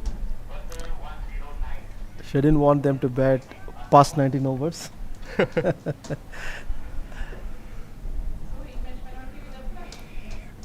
109 for 9 and 1 more wicket to go. Can they score 5-6 runs from here? And whatever runs they score from here, it's a bonus. Yes, that's bonus, right? exactly. Like 115 would be a good score from here. And on the other end, Qatar is like on top of this game, and they'll be looking to finish the game as soon as possible. And the best bowler is here. The captain Aisha is back to bowl the last over of the first innings. And even she troubled the openers. Now she's going to bowl to the tailenders, and if you ask me, that is the toughest task. Yeah. To bowl to the tailenders. Exactly. Because they play differently than the openers. Well, I did see the previous game of Qatar cricket team. They scored like 81 in 9.5 overs. Well, non-striking end will be a better option here. Well, every run is being cheered. Our favorite spot is in swinging. Length ball comes back to the stumps and getting the batter to bold. That's the speciality of Aisha.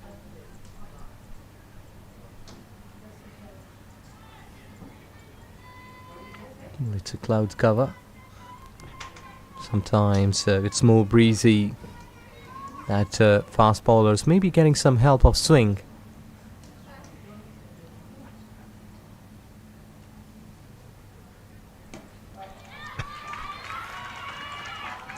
Sweeper cover. And look at that, they are returning back for 2. Oh, excellent batting. Running between the wickets. The tailenders playing against the captain of Qatar, the top bowler from their side, and the Malaysian team is so happy to see these runs coming at this stage of the innings.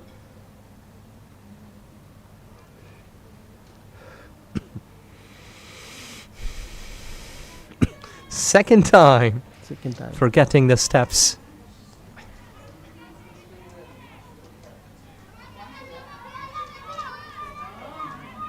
Well, doesn't matter, your team is doing good because Malaysian cricket team is really top quality players, and Qatar bowlers, they have done a good job restricting them not to go on a massive total.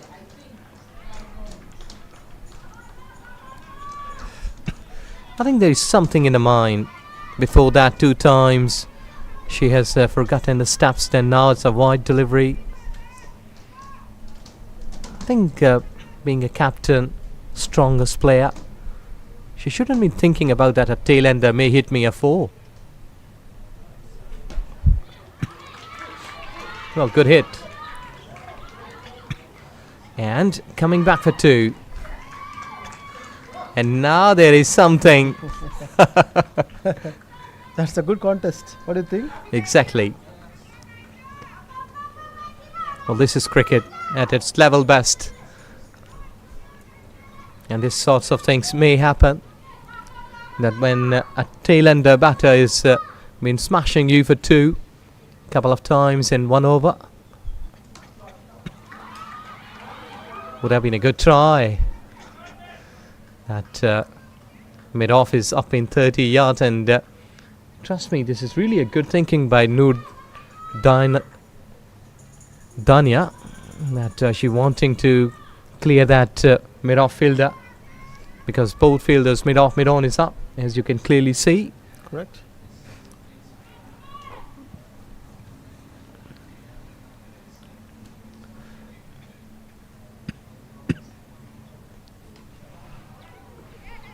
Well, they are trying to get a run here at this stage. But only 1 ball to go in this inning of Malaysian cricket. But I think so that both teams, it's a sort of curve of stock exchange that sometimes Qatar teams goes up. The other moment it's Malaysians' time. It's a full of seesaw, Yeah. as I said, up and down. So the last ball of this inning. Down the leg side. She should be waiting for a single. Yes, it is single. So with this one, a good effort from both teams. I must say that Qatar cricket team, they really started well. But Malaysian cricket team, they started well too, but somewhere in the middle, they were just losing the spots. But it's a bit respectable, 115 runs with a loss of 9 wickets in 20 overs. That's true. Let's have a quick look at Malaysia women's batting card, and the top scorer of today's innings is Mas Eliza, scoring 23 of 23, and Wan Julia scored 18 of 18 runner ball, and next one is the captain Winifred Duresingham, scored 17 of 15 balls, and then later Mahira Izzati joined for a quick 19, and rest of the batters scored only single digits, and they managed to score 114, losing 9 wickets in 20 overs. The run rate is 5.75. Let's have a quick look at the bowling card. From Qatar women's, Look at the figures of Qatar women's bowling card. Fantastic. 2 wickets picked up by Aisha, the captain, and 3 overs ball. Just given 15 runs, 5 economy. And Angeline Mary, she bowled 3 overs, picked up a wicket. And Sudha Thapa, she bowled 3.3 overs and picked up 2 wickets. Sabija bowled 4 overs, picked up a wicket. Sachi, 1 wicket. And Shrutiben, no wickets, just 1 over 5 runs. And they managed to restrict Malaysian women's team for 114. And that's all from the com box. We'll go for the second innings after the break.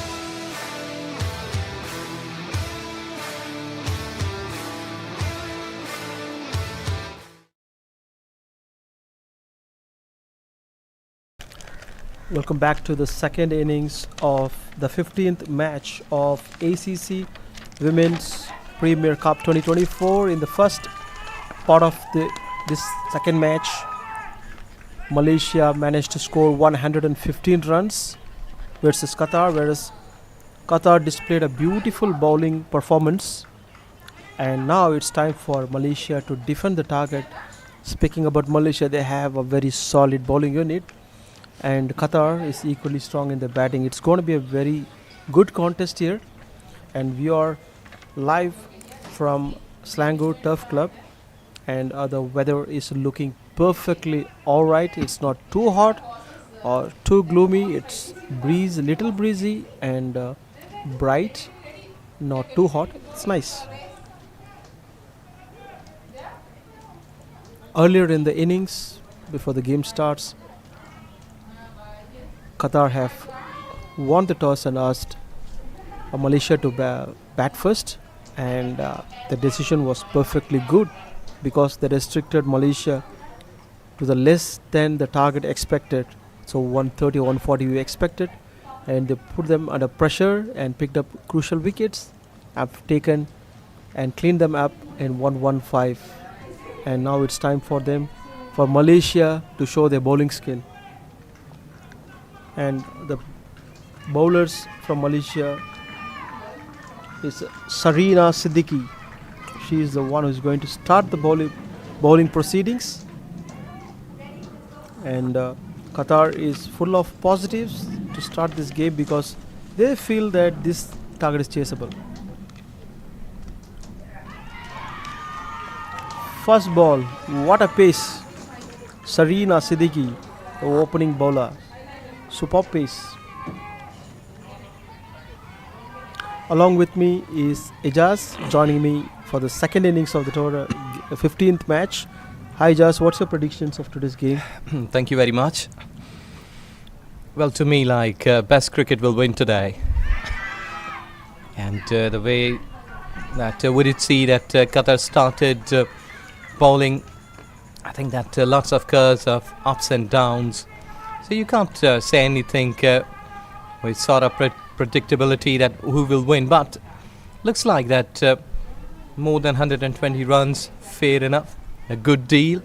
But for that you need to bowl positively, get early wickets.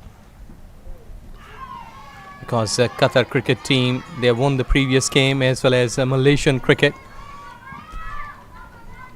So one of the good thing that Qatar cricket team had a good run rate in the previous game, like scoring quickly 61 in 9 overs. So they have got a good batting line. They're mentally strong.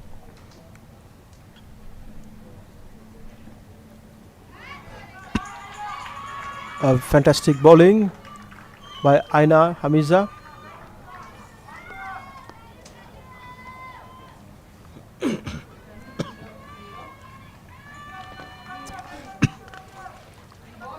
Well, Qatar cricket team must be looking positively in this game today. Because as spoken earlier, that good teams, strongest fighters, they enjoy their cricket while playing against each other. And these two sides of women in Asian cricket, they are thought to be the good and best sides in terms of batting, bowling. What a great over by Aina Hamiza. 1 ball to go and no runs leaked.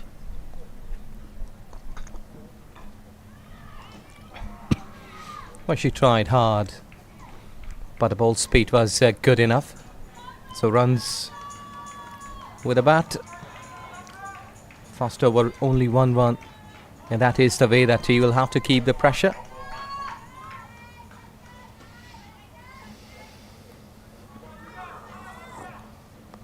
When you have a target of 115 to defend and you're throwing the ball to your opening bowler, and this is how he should bowl. Just given only 1 run in the first over, that's a positive start.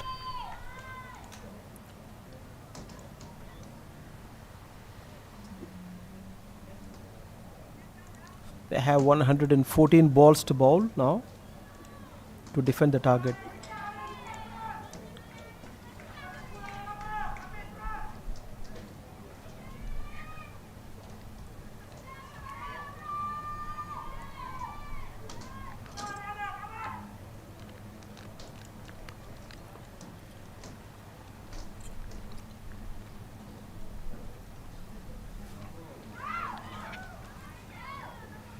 Well, at this stage, they are trying hard because every time when a team is chasing down the targets, they look to attack on to the opponent side, to the bowlers.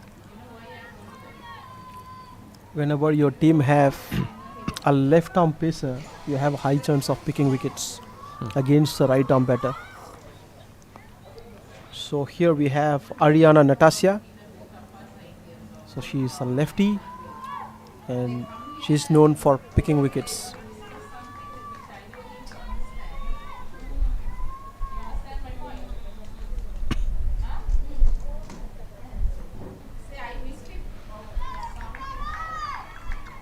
Well, Shruti Bin is on strike. She has got good numbers here at Malaysia. 58 runs in 8 games. Being a woman cricketer, I think so that she can improve today.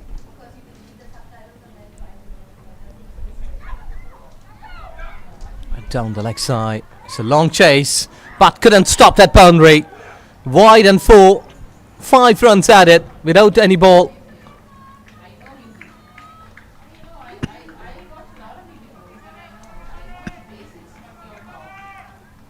Well, these are the areas that not only Malaysia but also the other teams, they will need to crack themselves, because this time the ball is new, pace is there, shine is there. Anything drifted down the leg side and goes from the wicket keeper, the fine leg was not been in position to cope that. There's a slight bit of cloudy.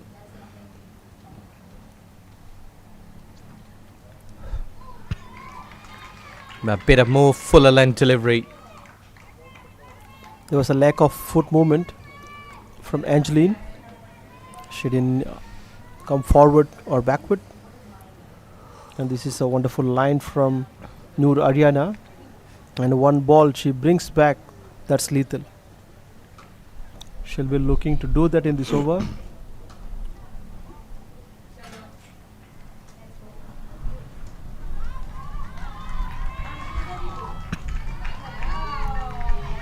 Well, that is the nice what we heard from Qatar cricketers, because when you're big in numbers like a team, you may be doing this, but like a batter you need to have strong nerves, because you're only 2 on the 22 yards, so you will have to reply with your bat.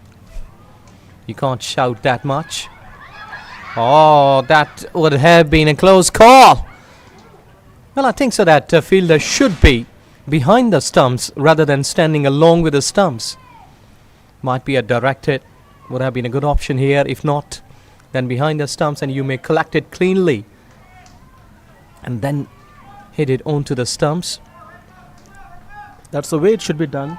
Just nicely noted. And sometimes they miss these things in the during the pressure situations. So they totally miss the basics.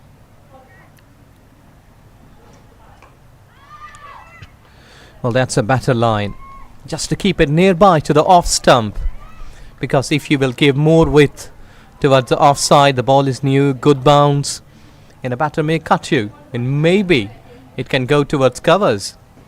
So we'll keep it more tight towards off stump, make the batter think every time that either it will be coming straight, might be it is going away, not to be more predictable. Yes, batter with a straight bat. That is the advantage of having a left arm medium pacer, and they always on target, and they create that angle. Sometimes it goes away from you, and one ball they bring back. That's why it's very difficult to face Trent Bolt, Chaminda Was, Wasim Akram. All these people create these angles. Well, lots of shouts there, hitting onto the stumps. Wicket number 1. Not a positive calling here between the wickets. Good thinking. Hitting on to the non-strikers in. And got the wicket. The partnership has been broken.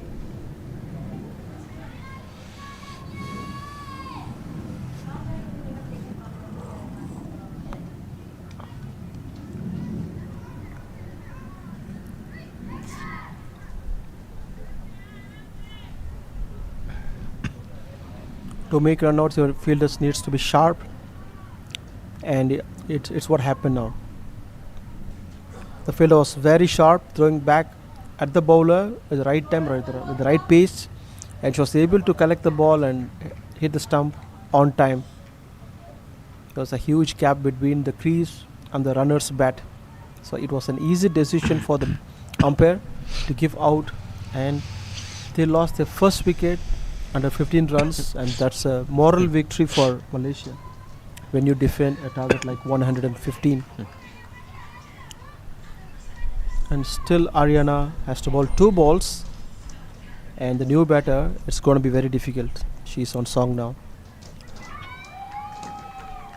Well, without keeping an eye onto the ball, you're going to play cross. Successful over for Malaysia, 10 for 1.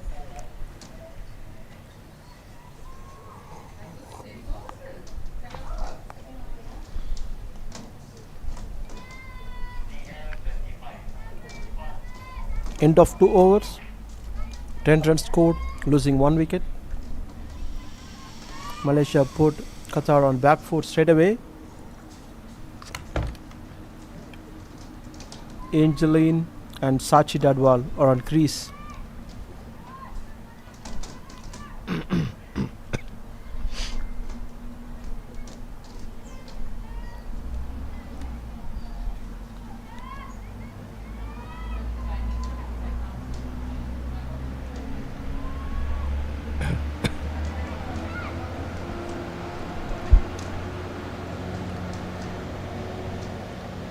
Well, should be wicket to wicket.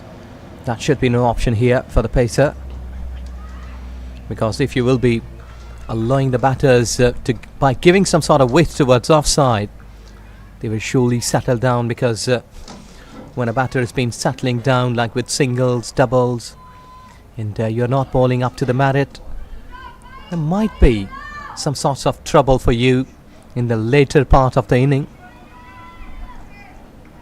As it's here, the both batters, they are new on the crease, should bring an extra fielder nearby to the catching position. Might be on drive because they have got shot mid-on towards onside.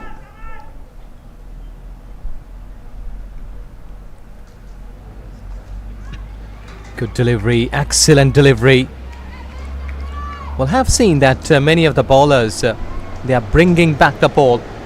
I did see that Aisha, she bowls beautifully, the Qatar's captain, and now it's Aina Hamiza. She's also bowling tremendously well. That in a second over.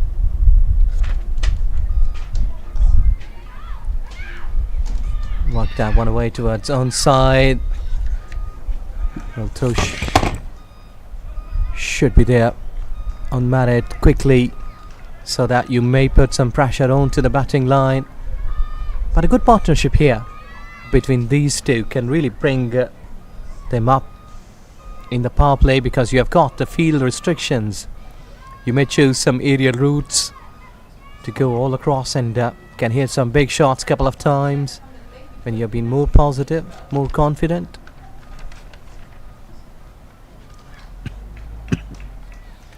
Well, I think so that Qatar has got different plans. They are not looking upwards, but looking all along the fielders, that where the gaps are, we can go with a single. Better options.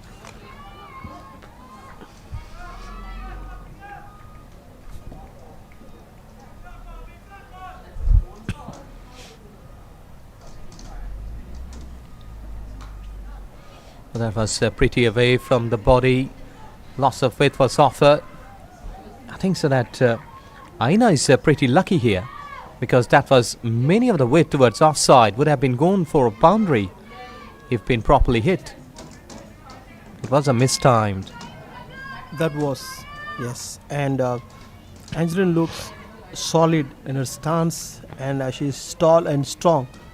And if she stays there for a while, I think she can connect few balls well, and it's going to be a pressure for Malaysians.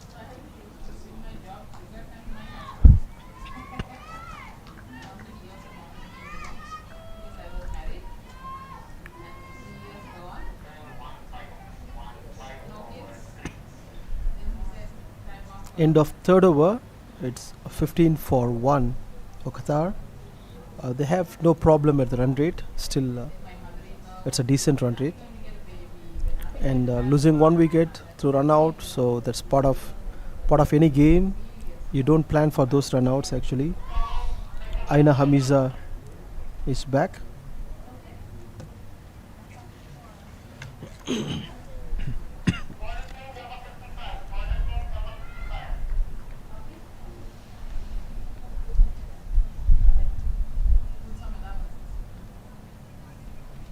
Now the new new bowler is in. She's a spinner, Mahira Izzati.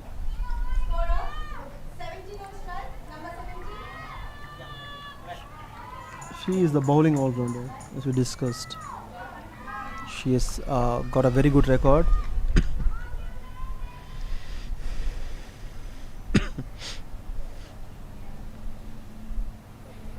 Well, let's see that what she can do in the next 2 overs. She has got still 12 legal deliveries to be bowled.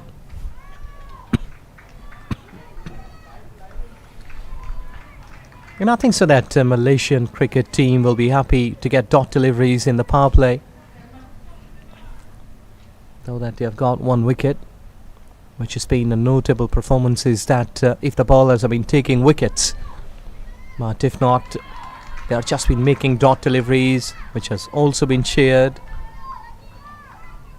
And as we spoken earlier, that dot deliveries may be creating some pressure on the batting line, that we are not getting runs in the power play. True, just now see three balls, 3 dot, and the fourth ball, we can expect the batter to do something different. So that creates an opportunity for the bowling unit. That's how you get wickets actually. So the fielders are in. Most of the fielders are in catchable positions, catching positions. So if anything goes wrong, that's going to be a catch, or the risk will pay you better results actually. Sometimes you get a boundary. This is the fourth ball, dot, and see the mindset of the batters now. They will be under pressure now because the target is less, but the dots will increase the record run rate actually. And both batters, like at this time in the crease, they are pretty young. Is Sachi 17 years of age?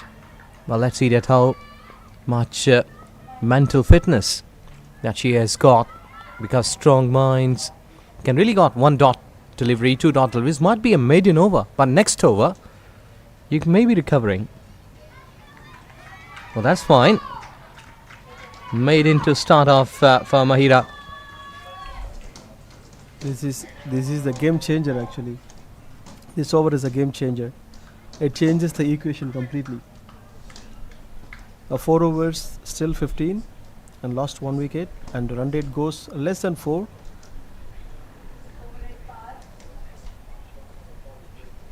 And captain is back. Winnie is back, and trust me, she is a bankable bowler. She bowls on the spot again and again and again. She gives less wide, pick up crucial wickets. She's a very handy bowler, and these kind of situations, she'll come on top of you.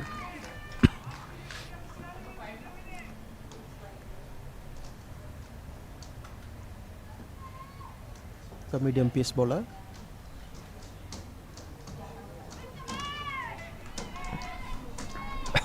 Well, at this stage, I did see that ball was into the wickets. And good option, because we did see that towards offside, a bit of width was offered, and they went after that shot.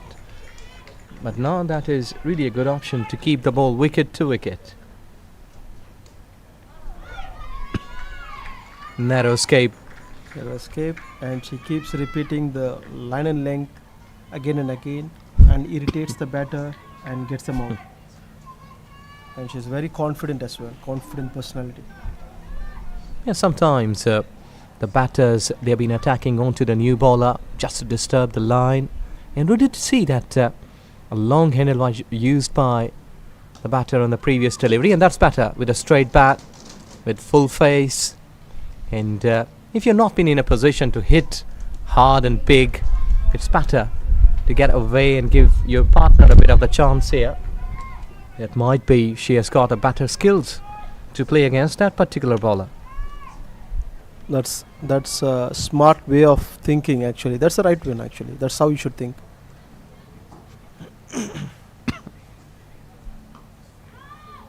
See, this is a third dot.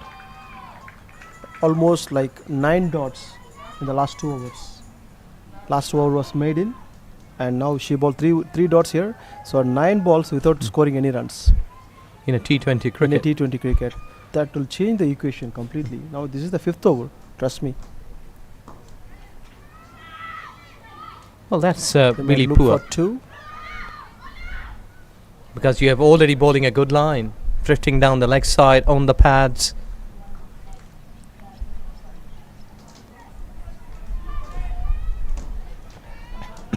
Winnie bowled 5 balls already. Now she's just given 2 runs. This is the last ball of her first over.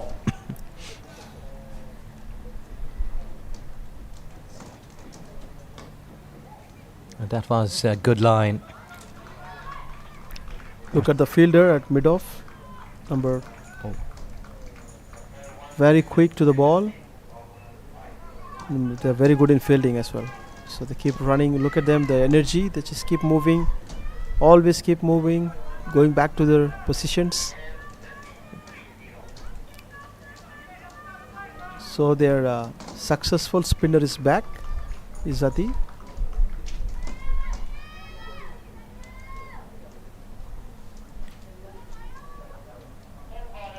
Mahira Izzati, who bowled the first maiden of the second innings, is back to bowl her second over.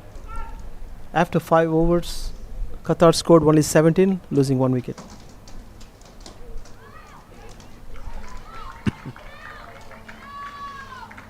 Well, cricket looks better when such kind of battles are going on in the centre.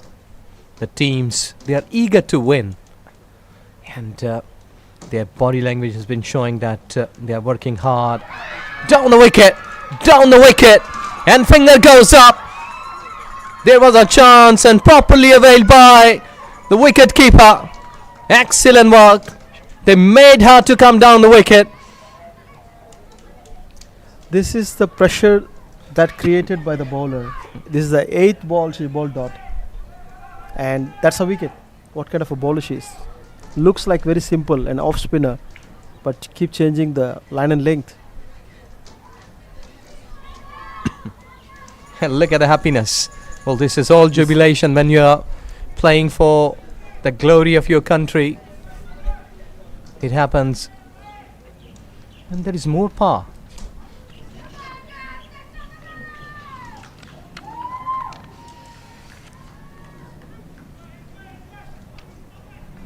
The captain is joining in the batting. Aisha is in.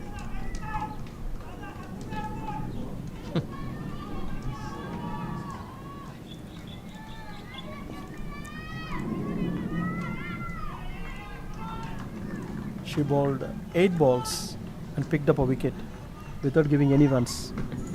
Such an amazing bowler.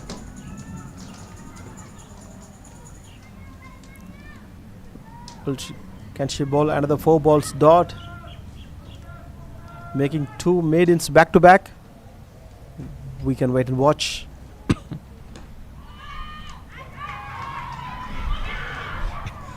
Could be. There you go, another wicket. Well, not a good running between the wickets. Throw was accurate enough to get another broke. Oh, what a time to get wickets after wickets. And this time it's a big fish. The captain of Qatar is out. Aisha is out. And there was a slight misunderstanding, then a little bit hesitation that cost the wicket. And full credits to the Malaysian team. They acted smartly. See, let's watch again. There was a little fumble there. And another fielder. And done. because she stopped in the midway. That cost the wicket actually. Yeah, slight bit of nanoseconds can cost you the wickets like this. Though there was a fumble, but good recovery. In no time, the throw was accurate enough to get the wicket. 17 for 3. Qatar really looking to get a good one here, because a really good partnership they required.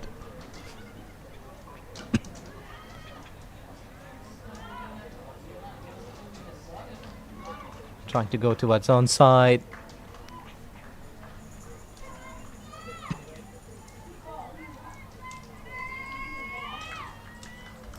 Well, automatically the team has been lifted. This is a great comeback by Malaysian team. The way they scored in the first innings and they come back in the second innings and picked up 3 wickets and 2 by runouts. Yeah. Shows the spirit of the team. Excellent. You're right, that captain Aisha, really a dangerous customer. I did remember one of her innings against Saudi, who got century in T20 cricket, Oh my 100 goodness. runs. So she was really a hard hitter.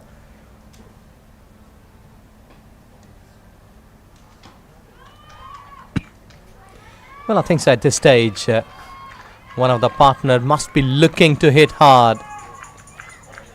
But good over comes to an end. Excellent over. She didn't give many runs. Only 1 run given, picked up a wicket.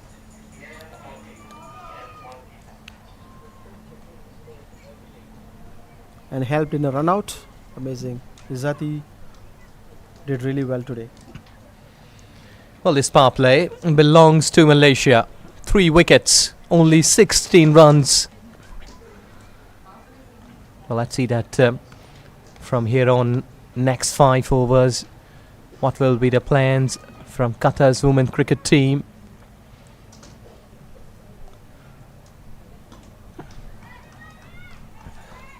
Softly, so softly.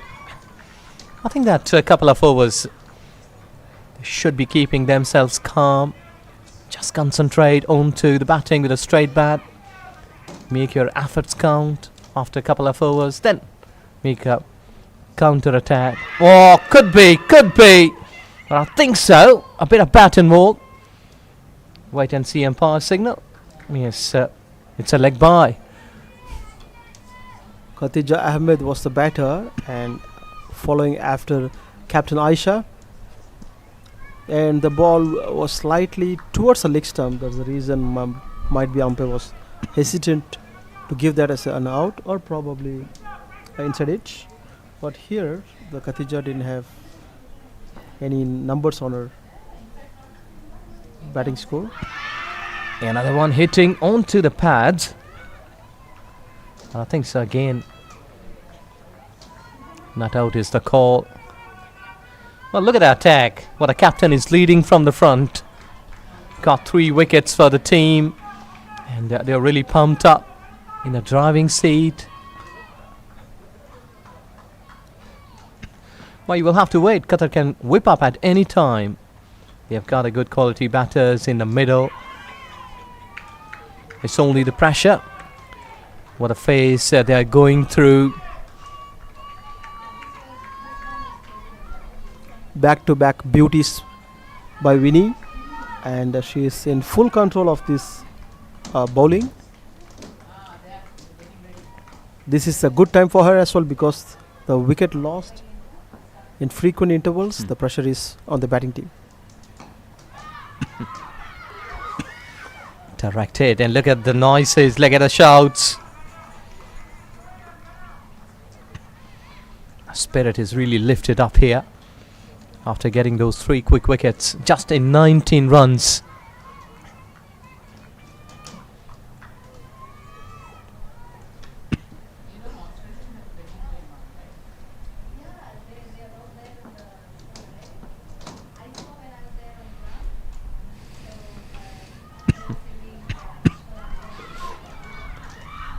Oh, comes back quickly. Sent back quickly, I must say. Rightly said. We no need to take any chances here because we are already in trouble. What a keeper is one Julia, and she's very sharp in his skills. Quick in her feet.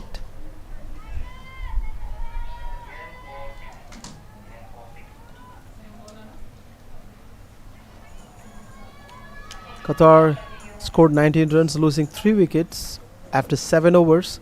They have 13 overs left to chase 115 runs set as a target by Malaysian cricket team. Whereas for Malaysia, both the bowlers, Vinny and Izzati, squeezing the Qatar team from both ends. Field is placed perfectly for 1 run. She's an off spinner, so there is a protection at deep mid wicket, and there is a protection at deep long on, and there is a mid off, extra covers, point, backward point. Everyone is saving those singles, and lots of dots from Izzati shows her skill and control. Even though she is flighting, but the ball is landing on good areas most number of times.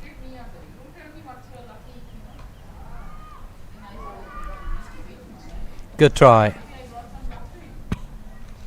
See that they've got 3 wickets and still they are showing commitment just to get more dot deliveries. Okay, it's only the way that we did see dot deliveries mounting the pressure.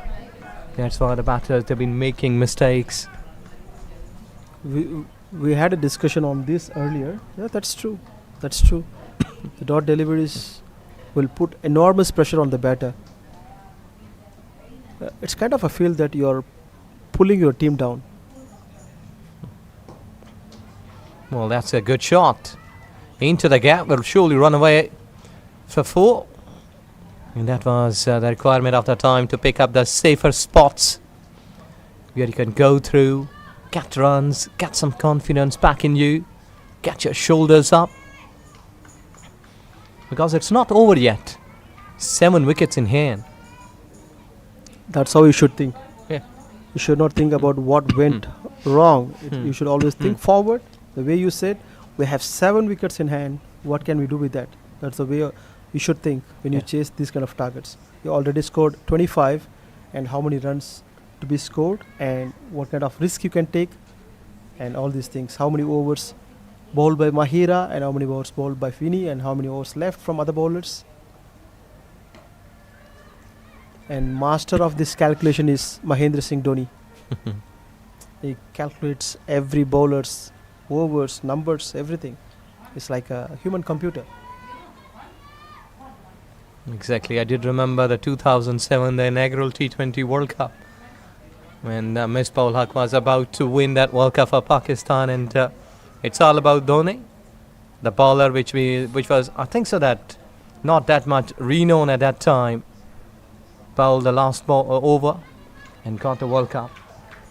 And Srishant was the one who caught the ball, and Johinder Sharma was the bowler. Yes. Not known for, he was not a famous bowler actually. He's a medium pacer.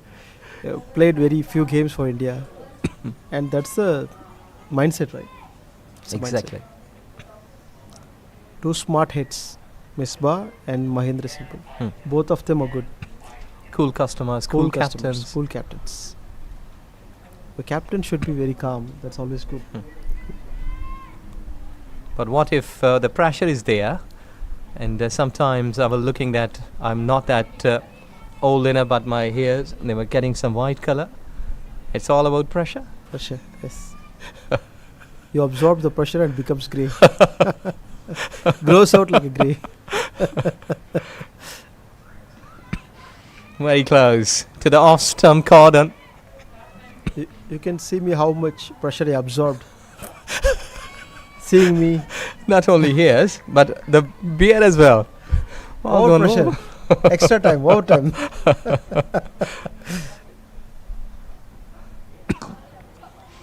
Well, she is picked up towards onside, straight to the fielder, which has been only spot.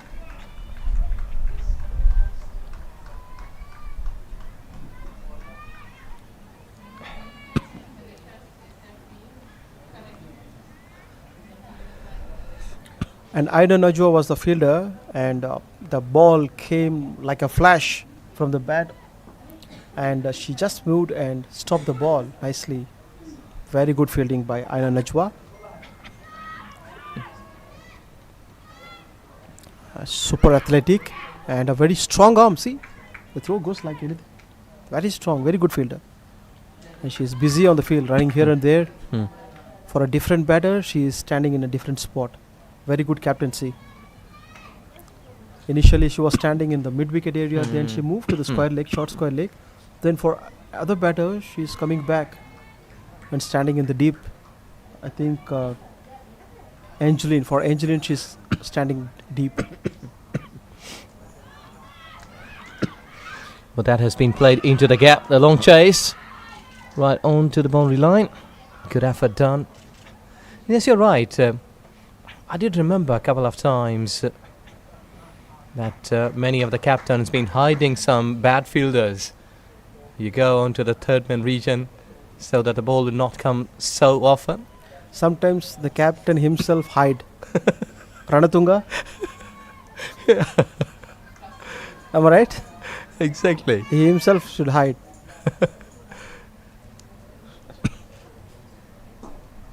Well, that's a good shot. Good pickup. Good spot. And ball goes for 4. Excellent shot. And that is the requirement of the time here for Qatar. That they should be looking on to the spots which are vacant. And that was a confident shot. It was a well-planned shot by Angeline. Actually, she read the mindset of Winnie and also the field setup. Her field setup. She penetrated. She was trying to penetrate the fielders, but she successfully did it in the last ball. Excellent.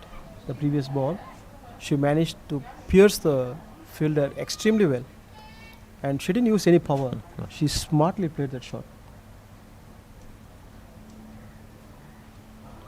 Well, it was a slight bit of lower side. A stock ball will be bowled after a boundary, and this was a stock ball.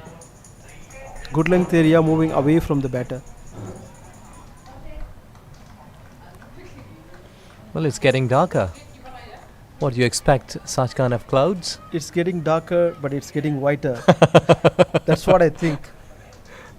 When we discussed about these pressure situations, I see everything whiter. Even the dark clouds seems white for me. Well, I remember Ashes. That spectators, when a close call, close game, they were bringing umbrellas. In someone, the other opponent, they were just gesturing that it's getting more sunny. Well, that's gone high, just over the fielder, standing rightly onto the mid-on area. Well, she's picking it. Excellent. What a great shot. Textbook shot by Angeline. Let's look at that. Down the crease, hitting through the line. Perfectly played. I think it was played by Khatija. Yes. Khatija's first boundary came with a lofted shot. Full marks to the batter. Wow, that is really a go. That you need to keep that ball towards off stump, because here we did see that batter was trying to chase it down to the third man region. Might be some part of the ball may clip, because I think so. Oh, they are appealing. They are appealing. Whoa, what a way to get out. Goodness me. She was out of her crease. While going back into a couple of steps, she has lost the ground. And this is not the time they lose the wicket. And Qatar lost their wicket at the bad time, because just a while ago they were looking to score 2 beautiful boundaries, previous over and this over. Suddenly the score went up and everything looked positive, and they lost the wicket. And this is a drinks break, and we'll resume again. Thank you.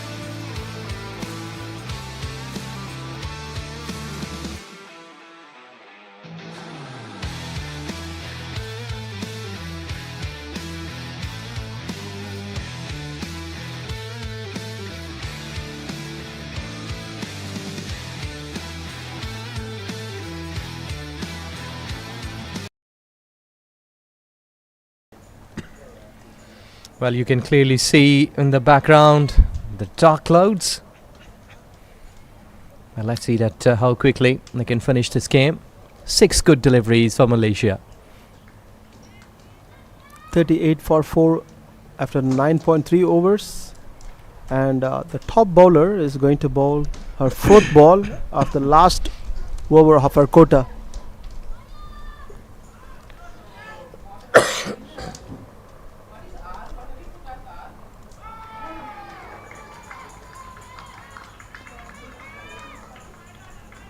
And there is a superb support from the fans outside for Malaysia. Every time they get a wicket, a big cheers from the fans.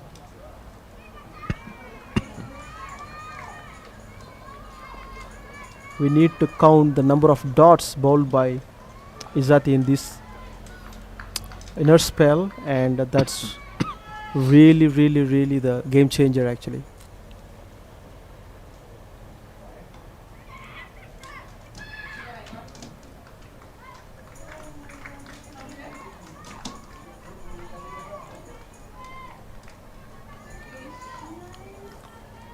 When I noticed who ran very fast to the ball and threw it, then it's Marcelisa.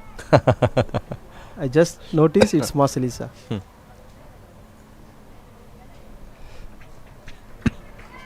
Quick, very quick. She's very quick. And what a great spell! You just see, is that his spell? Amazing. Excellent. 13 runs. She contained well, got a wicket. Especially when you defend a low target. And this is superb by Mahira Izzati, and we can credit captain as well for Vinny's introduction of Izzati at the right time, and also she accompanied her on the other end to put the Qatar team under heavy pressure. Now they managed to score 13 and 3.9 runs per over for the first 10 overs, and the next 10 overs it's a high task for them. If they keep playing dot balls, and the pressure is going to be high and high. Well, she was trying to have a big loft. And I think so that should be calculated. The thinking was okay, the deep mid wicket and long leg position. Now the long leg has been moved to the deep mid wicket. That was the vacant area that she was trying to hit big. Well, Winnie is thinking really good. But exactly what a batter has been thinking in her mind, she's picking her up.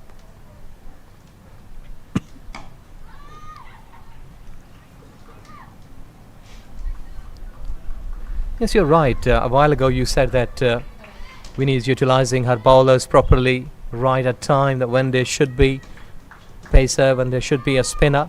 So that's the quality of a good captain. And also the field setups. Setup, yes, exactly. We just witnessed a while ago that a shot was tried towards onside, and straight away she came into the action and changes the placements of the fielders. And how she communicates this between every over. The fielder keeps changing, and she has that control actually. There is no mess up. That is the experience. Yes, exactly. She looks like a school girl, but she's got lots of experience behind her. Oh, the ball was stuck in her hand, I think so. That's why she couldn't throw that ball onto the stumps.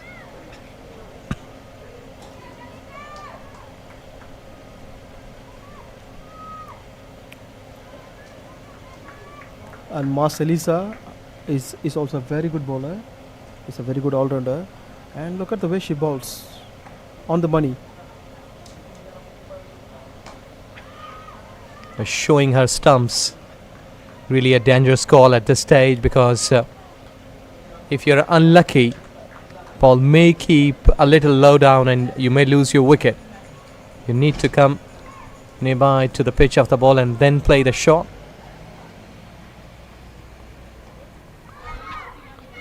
That was a slight bit of batter. Well, fielding efforts, these are marvellous. How do you rate Malaysia's fielding, Ijas? Well, I think so. You have to give like 8 out of 10. Of course. myself 8 out of 10 as well. So like Nepal, Malaysia, they're top fielding sides. Exactly. You don't find faults with them. Very hardly they miss. And look at the throwing arm from the deep. Strong shoulders. Yeah. Strong shoulders, and the right fielders Hmm. placed at the right places, right spots. 11 overs done, and they have 42 runs on the board, and lots of runs needed. 9 overs left. Noor Dania is the new bowler. Noor Dania Shuhada Abdul Samad is a new bowler for Malaysia. She's going to bowl the 12th over of their innings.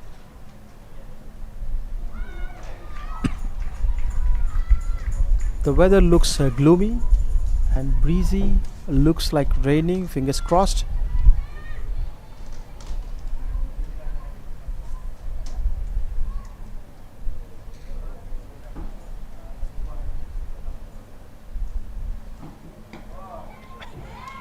Well, she's gone up into the sky, but not been productive enough to get the boundary or maximum. Angeline is a strong batter. We can sense that the way she plays the ball is effortless. She puts them to the boundary with ease. She has the natural ability of hitting the ball. Well, again, trying to get a big heave. Well, mostly we did see that the late cut play towards third man. It's not been the era that these batters they are playing. Mostly we've seen that onside. They are really strong to play there. See that? Whenever they've been trying to play towards onside, You're they've right. been connecting. You're right, Ajas.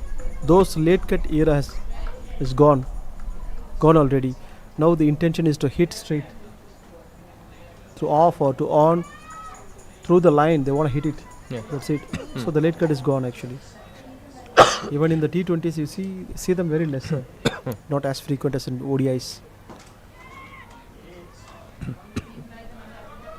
So at the end of the day, if you have the possibility of looking onto the batting graph of the team, you will see that in front of square towards onside, the maximum runs has been scored by the both teams.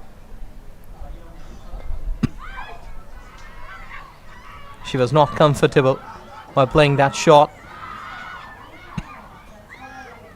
Well, the call was for 2. I think so that was a wise decision not to go for the second run. It was a sensible way of stopping the runner not to come for the 2, because they already lost 4 wickets, and now if they lose the 5th one, it's going to be a big trouble for them to come back from this situation. And Mas Elisa is back. She herself is a captain for Para. It's always good to have a captain in your side. They take responsibility. Oh, gone! That ball kept low, hitting onto the stumps. Furniture has been disturbed, and the wicket number 5, half of the team. And the superstar has gotten a wicket.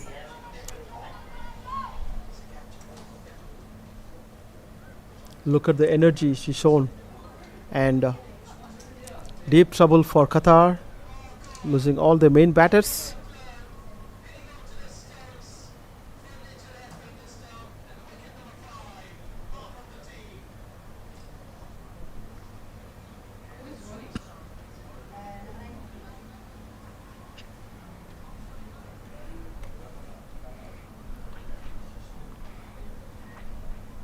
Well, every time when it seems to be that Qatar is whipping up, the partnership has been in process. That Malaysian bowlers, they've been breaking through and getting that partnership off.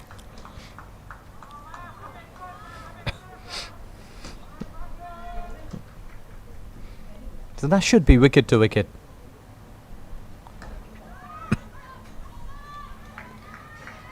So that anything that a batter maybe misses, while playing there. That ball may be hitting onto the pads, onto the bales, stumps. You might be getting another wicket. But bowling slightly away from the stumps can always give you a dot ball, might be runs against you.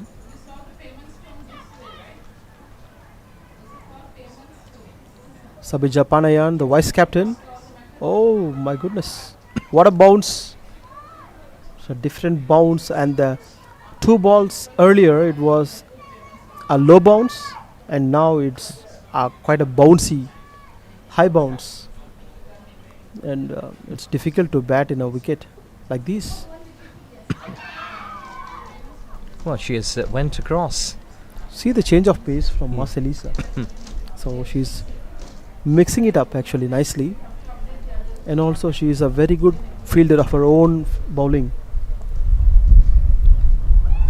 Whoa, another one almost keeping low.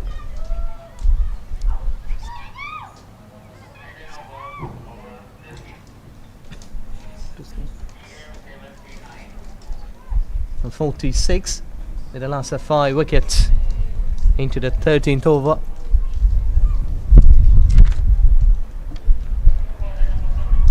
A slight bit of raindrops.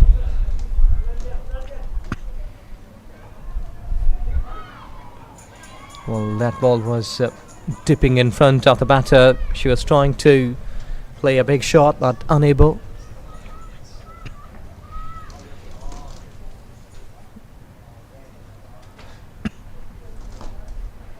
Well, that's better. Just bend your back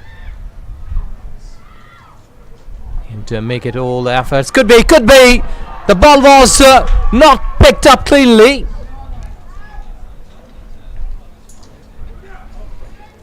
I think so. There was some sort of benefit of doubt. That ball was not picked up cleanly. In the meantime, the batter, she has made the ground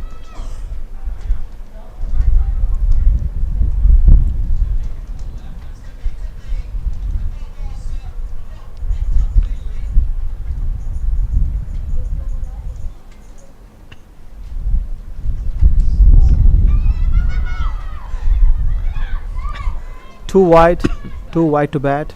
That was given wide as well, and they get extra 1 run. Apart from this wide, they ran 1. Good for them. Anything extra is great for Qatar. This is the 14th over. Another 6 overs left, and they have almost 65 runs to chase.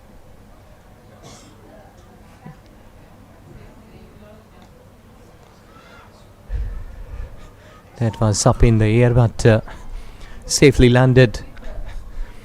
Well, you know, the cricket is really a gentleman's game, and what we should say here, gentlewoman game. What will be the good option? It's created by gentlemen. That's what I know. Founded by the gentlemen of England.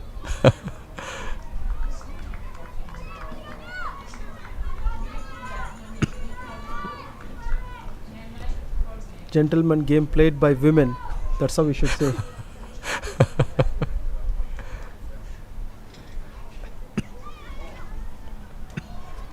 Well, the runs are coming, but not in that massive numbers. They are the leg buys, they are buys, wide. So I think so that connection with the bat is really hard here under such kind of pressure. Malaysia did the right thing by picking up 5 wickets. Straight away putting the pressure back to the Qatar team. Now it's very hard for them to come back from this situation. Well, that's going high. Yes! There you go. Another goal, 6th wicket. And just 52 runs. Quickly. So that's all about jubilation that Malaysia is sensing victory here.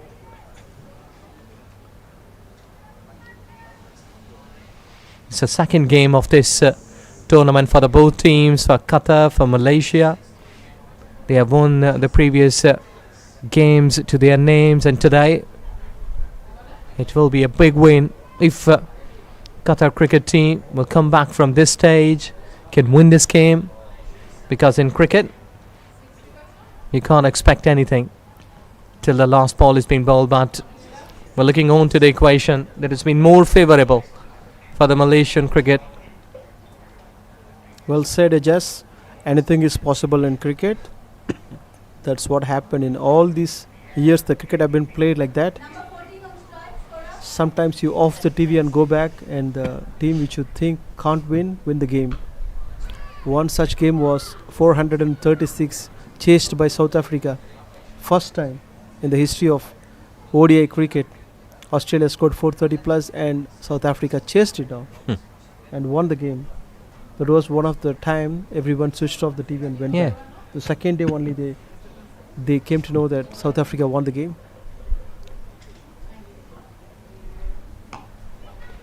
There was a hard hit, really sweet noise. You can say like hit from the sweet part of the bat. But they required many more shots like this to pick up the gaps. Because cricket teaches you the lessons that don't lose fight, you keep your nerves cool. Because one time, if you've been doing a successful chase from the tougher times, that gives you the momentum, the confidence for the future games. That you can do that at any stage, against any time. Because earlier on we did see that we were speaking together, that you don't need to see that it's either Shoaib Akhtar, or there's a Bradley, or there's a Sakline Mushtaq. You need to play as a bowler. That there's a bowler in front of you, then you will be batting superbly. That was another good shot into the gap. So you need to keep that there's a bowler in front of you. Then you will surely be looking with a positive frame of mind, because fear of any sort of legend, if it comes into your mind, that will be really hard to erase from your mind. The finishers are always stay in your mind, like Michael Bevan, Mahendra Singh Dhoni, Steve Waugh, Lance Klusner, Moin Khan. Yes, I remember the 1992 Cricket World Cup semi-final. That Moin hit that 6, changed the momentum of the game.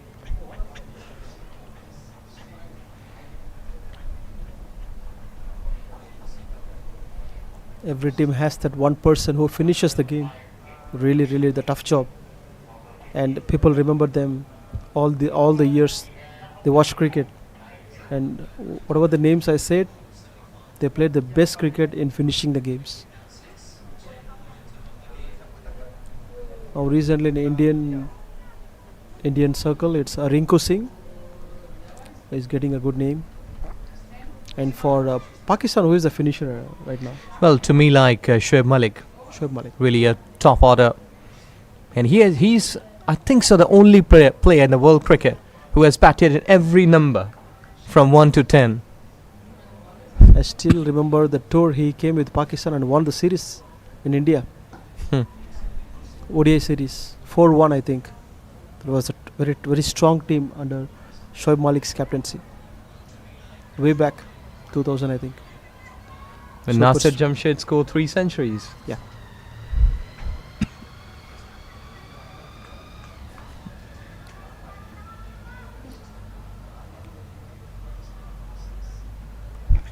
Well, this has gone hard. The fielders are converging underneath it.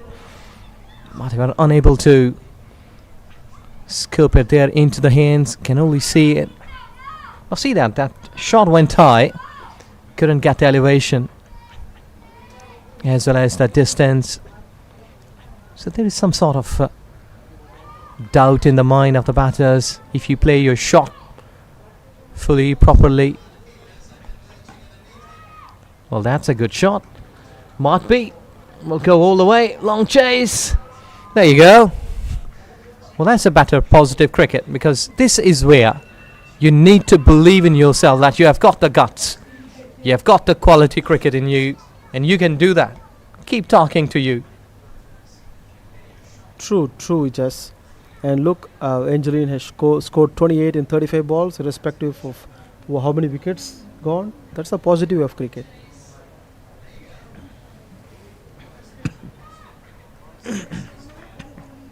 And Risfa Bano is just joined her, but her strike rate is very impressive, 150, scoring one boundary. Looks so positive.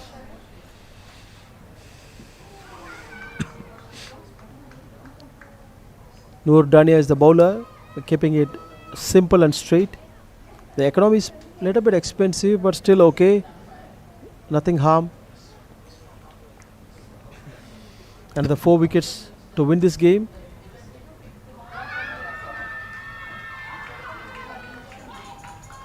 So 7 gone. 7 gone for Qatar, and they are into deep water. Getting up from here is pretty difficult, but they have only one reputed batter here, Angeline, who is playing really well. And but Malaysia's point of view, they keep getting wickets in crucial junctures and putting the pressure back on to Qatar consistently.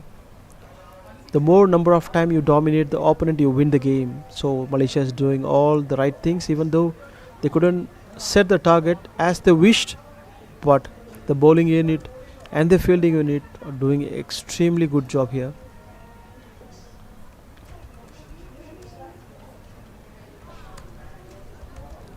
And you can see from the body language of the Malaysian team, so they are very happy already. They know the results by the time. So it's another just 4 overs left here, exactly 24 balls. The opponents, the Qatar has a big task in hand. They need at least 10 runs in an over, so which means they need to score at least 1 boundary plus 5 singles, or 1 boundary, two singles and 3 doubles, something like that. So they need lots of runs from here. And all the main batters have gone back to the dugout.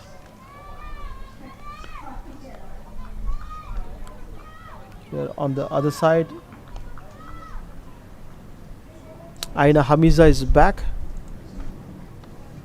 for her bowling. Yep. Not giving singles, squeezing them.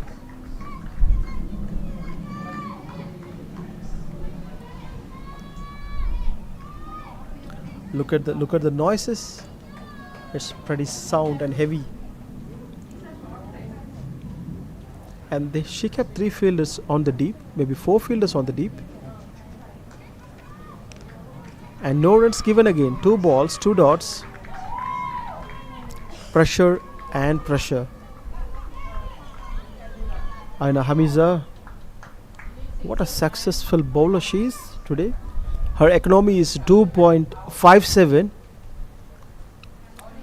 and no wickets yielded, but very effective. And look, at the field is set, so they don't have to worry. Only 1 run. Long on, country, deep mid wicket and deep square leg. 4 of them covering the long boundaries. And inner circle, short third man point and covers, extra covers. Mid off, everyone is saving singles, or at least they don't bother if they run 1. Everything is perfectly set for Malaysia to win this game. But until the last ball is bowled, and again a wicket. What a way to get a wicket this time. Full marks to Malaysia. Superb bowling by Aina Hamiza, straight onto the block hole, and umpire given that as a LBW. It's a plum. And the Malaysian team is really happy to get a wicket because they're cruising to the victory, and even with a good margin from here, which improves their strike rate, net run rate.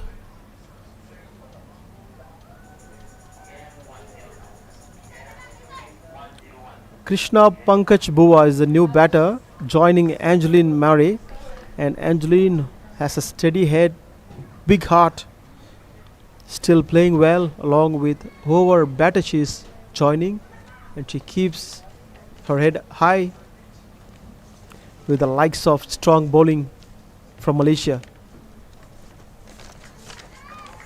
Nice bowling again from Aina Hamiza. She's bowling a third over with perfect economy.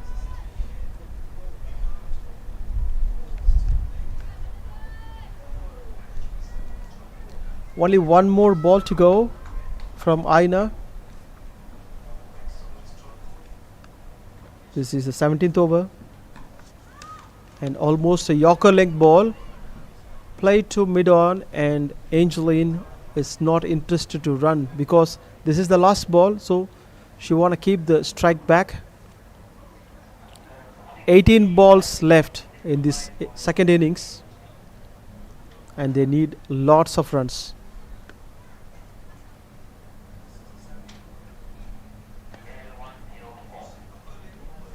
They almost need 50 runs from here, which is above 12 runs and over.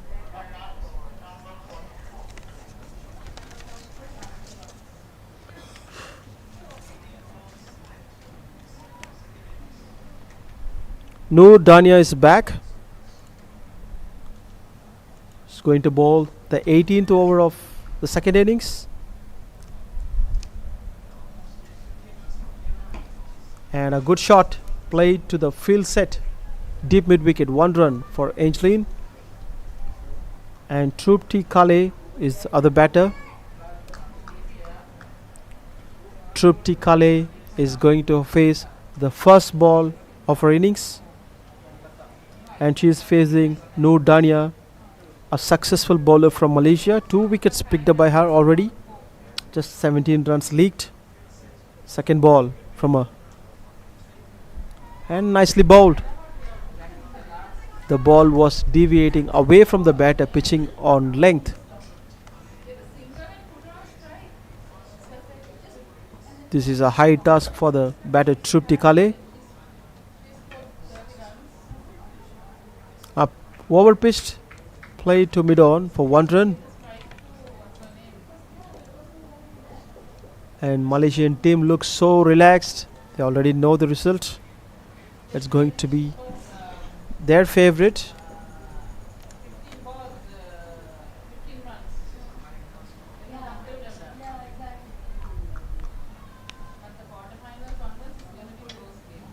Noor Dania to Angeline. Again a big swing to already placed fielder at long on.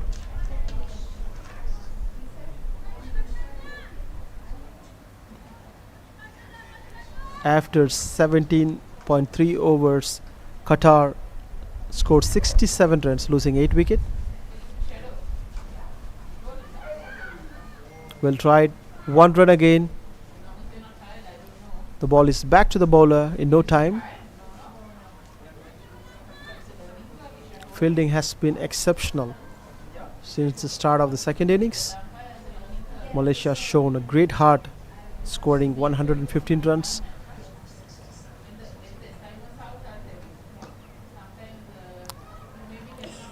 Again a good batting, a solid batting by Angeline. 1 run to mid wicket.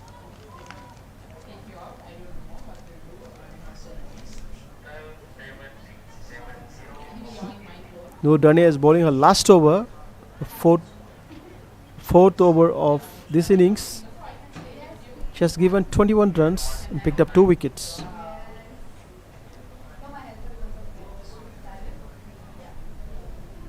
She has completed her over, successful over by Noor Dania.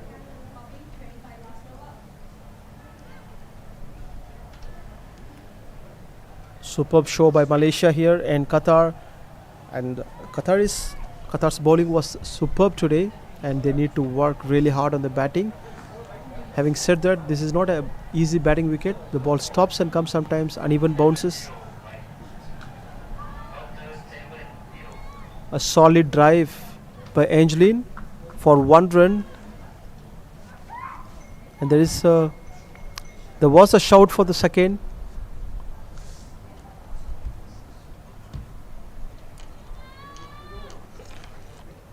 Aina Hamiza is is the bowler. She's bowling the penultimate over of Malaysian innings.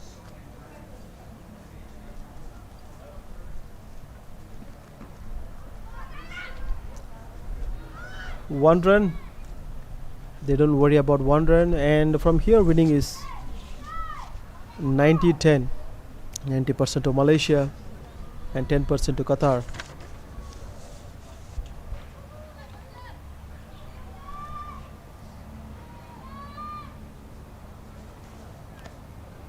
They need almost 45 runs from here, which is 20 plus runs per over, and that needs 2 sixes, 3 fours in every over.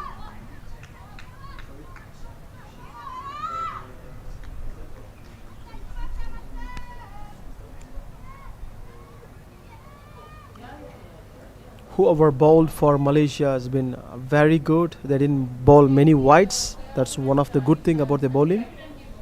And they restricted the opponent without giving many boundaries.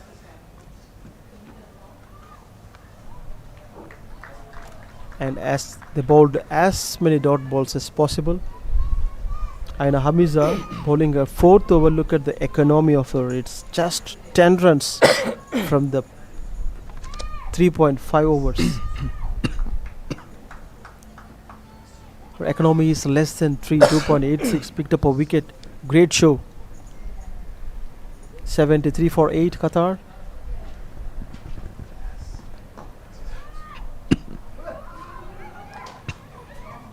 Oh, it was not picked up cleanly, but finger goes up on the second attempt. There you go, the 9th wicket. Well, getting whole of the team back into the dugout, really a big achievement, because we did see that lots of time the teams, they've been getting out under 20th over. You see, picked up and threw back. There you go, second attempt. The bat was up in the air, that's why she was verdict run out. So the last one to go here into the 19th over. Overall, this is really a beautiful cricket that we witnessed here at Selinagar Turf Cricket Ground. A beautiful cricket. It was witnessed here that Malaysia and Qatar, these are the two strongest sides, and people really were waiting for such kind of encounter. And I think so that Malaysian cricket team, they have held their nerves, because at times we did see that they were looking down, the shoulders were down. Qatar was dominating, but good partnership. Marsa Lisa, she played a good inning, though that not big numbers if we see onto the scorecard of Malaysia, but overall a good performance, good team effort, I must say. 74 for 9 after 19.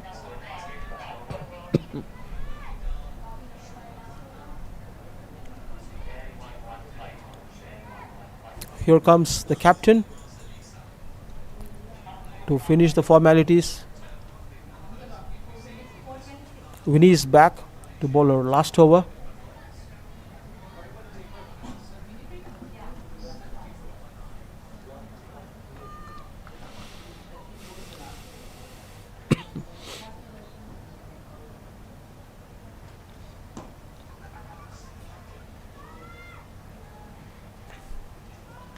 So these are just the normal proceedings here in the last over. What if that Malaysia can get another wicket here? Under 20 overs.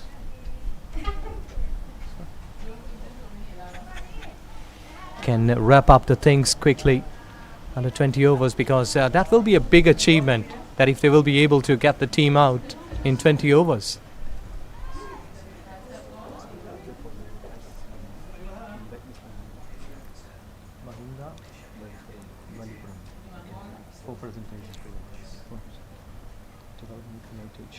Beaten by Winnie, and she's been very consistent in all her overs today. And look at the figures. Just 11 runs leaked in the last 3 overs. He's bowling the last over, and Qatar already know the result by this time. And trying to run 1 run. This is the last wicket. Still the spirit is very high. They're not taking it lightly because that's a habit. So every coach likes his team to be like spirited until the last ball is bowled. And look at the way they are shouting and encouraging the bowlers. Amazing to see that. Even though they are going to win the game, but still they're not taking it lightly. Still running towards the ball.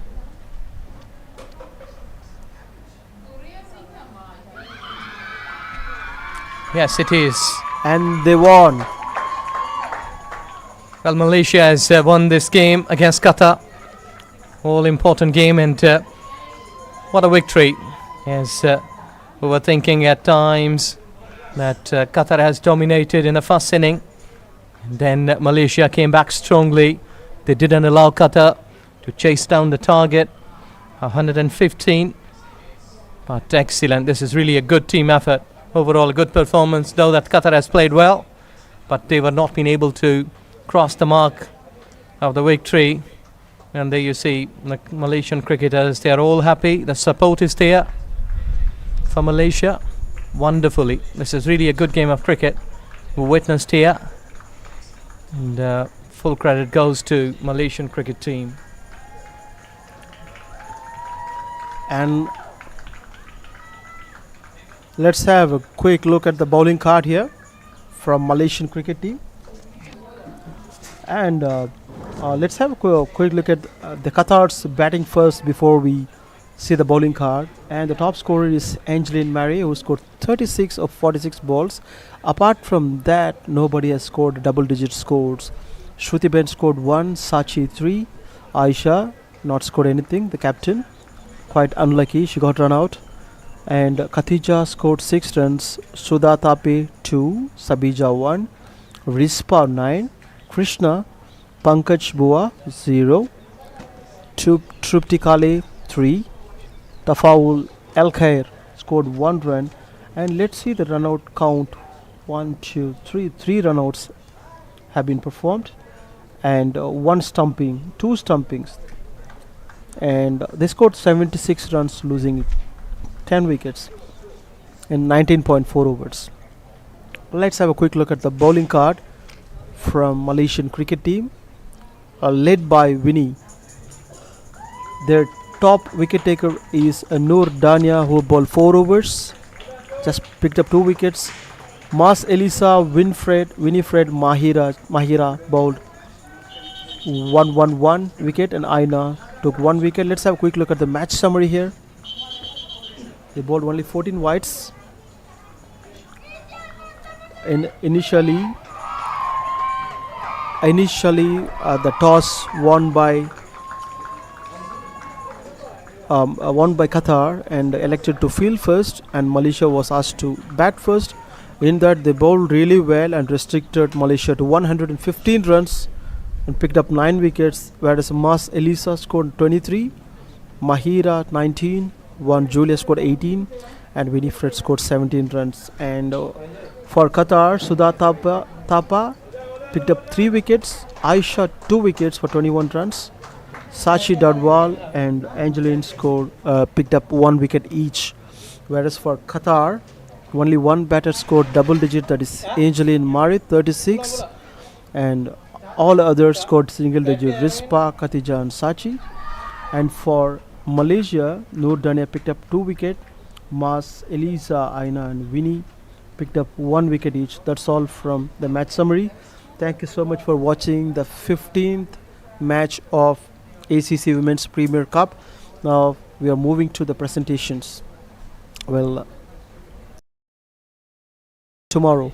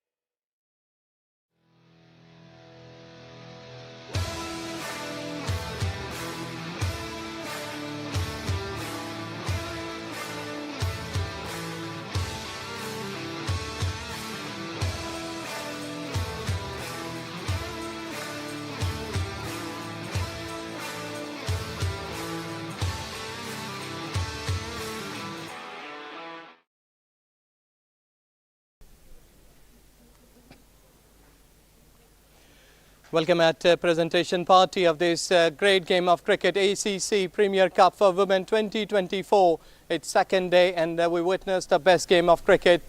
The two giants of this women cricket, Qatar and Malaysia, were fighting here, but at the end of the day, it's Malaysia who has got the victory. Congratulations, you have played well. Excellent cricket. Now, first of all, I would like to call the losing team captain. If you can come forward, Aisha, please here. Well, first inning was good enough, but chase, batting, bowling, everything, where you think that you are lacking? No, unfortunately, we had two crucial runouts, so that's where we had struggled. But next time we should focus more on that, I think. But your team was looking good. You won the first game today. You are also getting stronger in the first inning. Would you see that lots of ups and downs? At one time, your team was going up. Other time, the Malaysia was going up. So it was a good fight.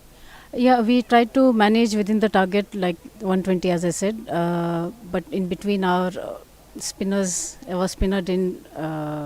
It became a little bit expensive. But she managed to take the crucial wicket. But it wasn't enough to to keep them more lower target. But it's a game at the end of the day. We just because of the batters, like we lost the two most important batters, like who could have easily won the game. This is what do we say, luck. Oh, it happens in cricket, but a good learning curve today. Yes, for sure, yeah. Okay, good luck for the rest of the tournament. Thank you very much. The losing team captain Aisha was here. Now I request the winning team captain, winner, if you can come forward. Excellent effort. Your team done well. You led well today. Thank you. I would like to say congrats to QATAR team. You all gave us a good fight today, not giving us easy on our scoring. So well done to the bowlers and all. Well done to our batsmen. You all did score runs and keep it up for the next game. Well, I was looking on Marsa Lisa's inning, beautiful. Well, overall it's a team effort, but she was batting well in the centre. Yeah, she's really doing well this tournament so far, and I hope she continues her consistency and carry on till the end. So, well done to her and the other batsmen as well. Okay, great victory celebrated tonight. Thank you so much.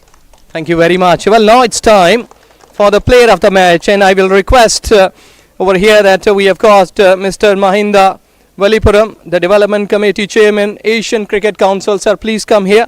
We have got notable performances as here in this game, and one of the thing that I have just spoken, the player, Marsa Lisa, she has got 2 for 21 in 4 overs with 23 runs. You are the player of the game.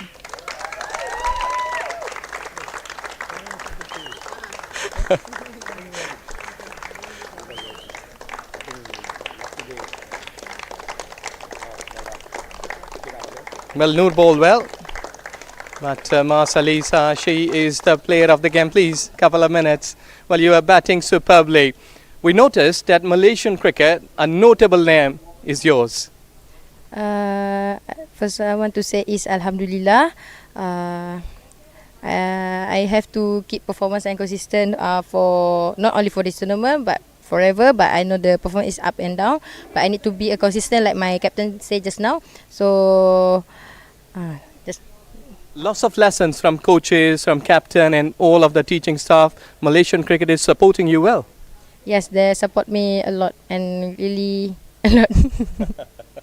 Well, keep performing like this, and more rewards, more things will be in your future. Thank you very much. Player of the match, Marsa Lisa, and that concludes the presentation ceremony. Thank you very much, sir, for your presence. Both teams, they played well, and best of luck for the future. That's it from presentation ceremony. Take care. Bye-bye.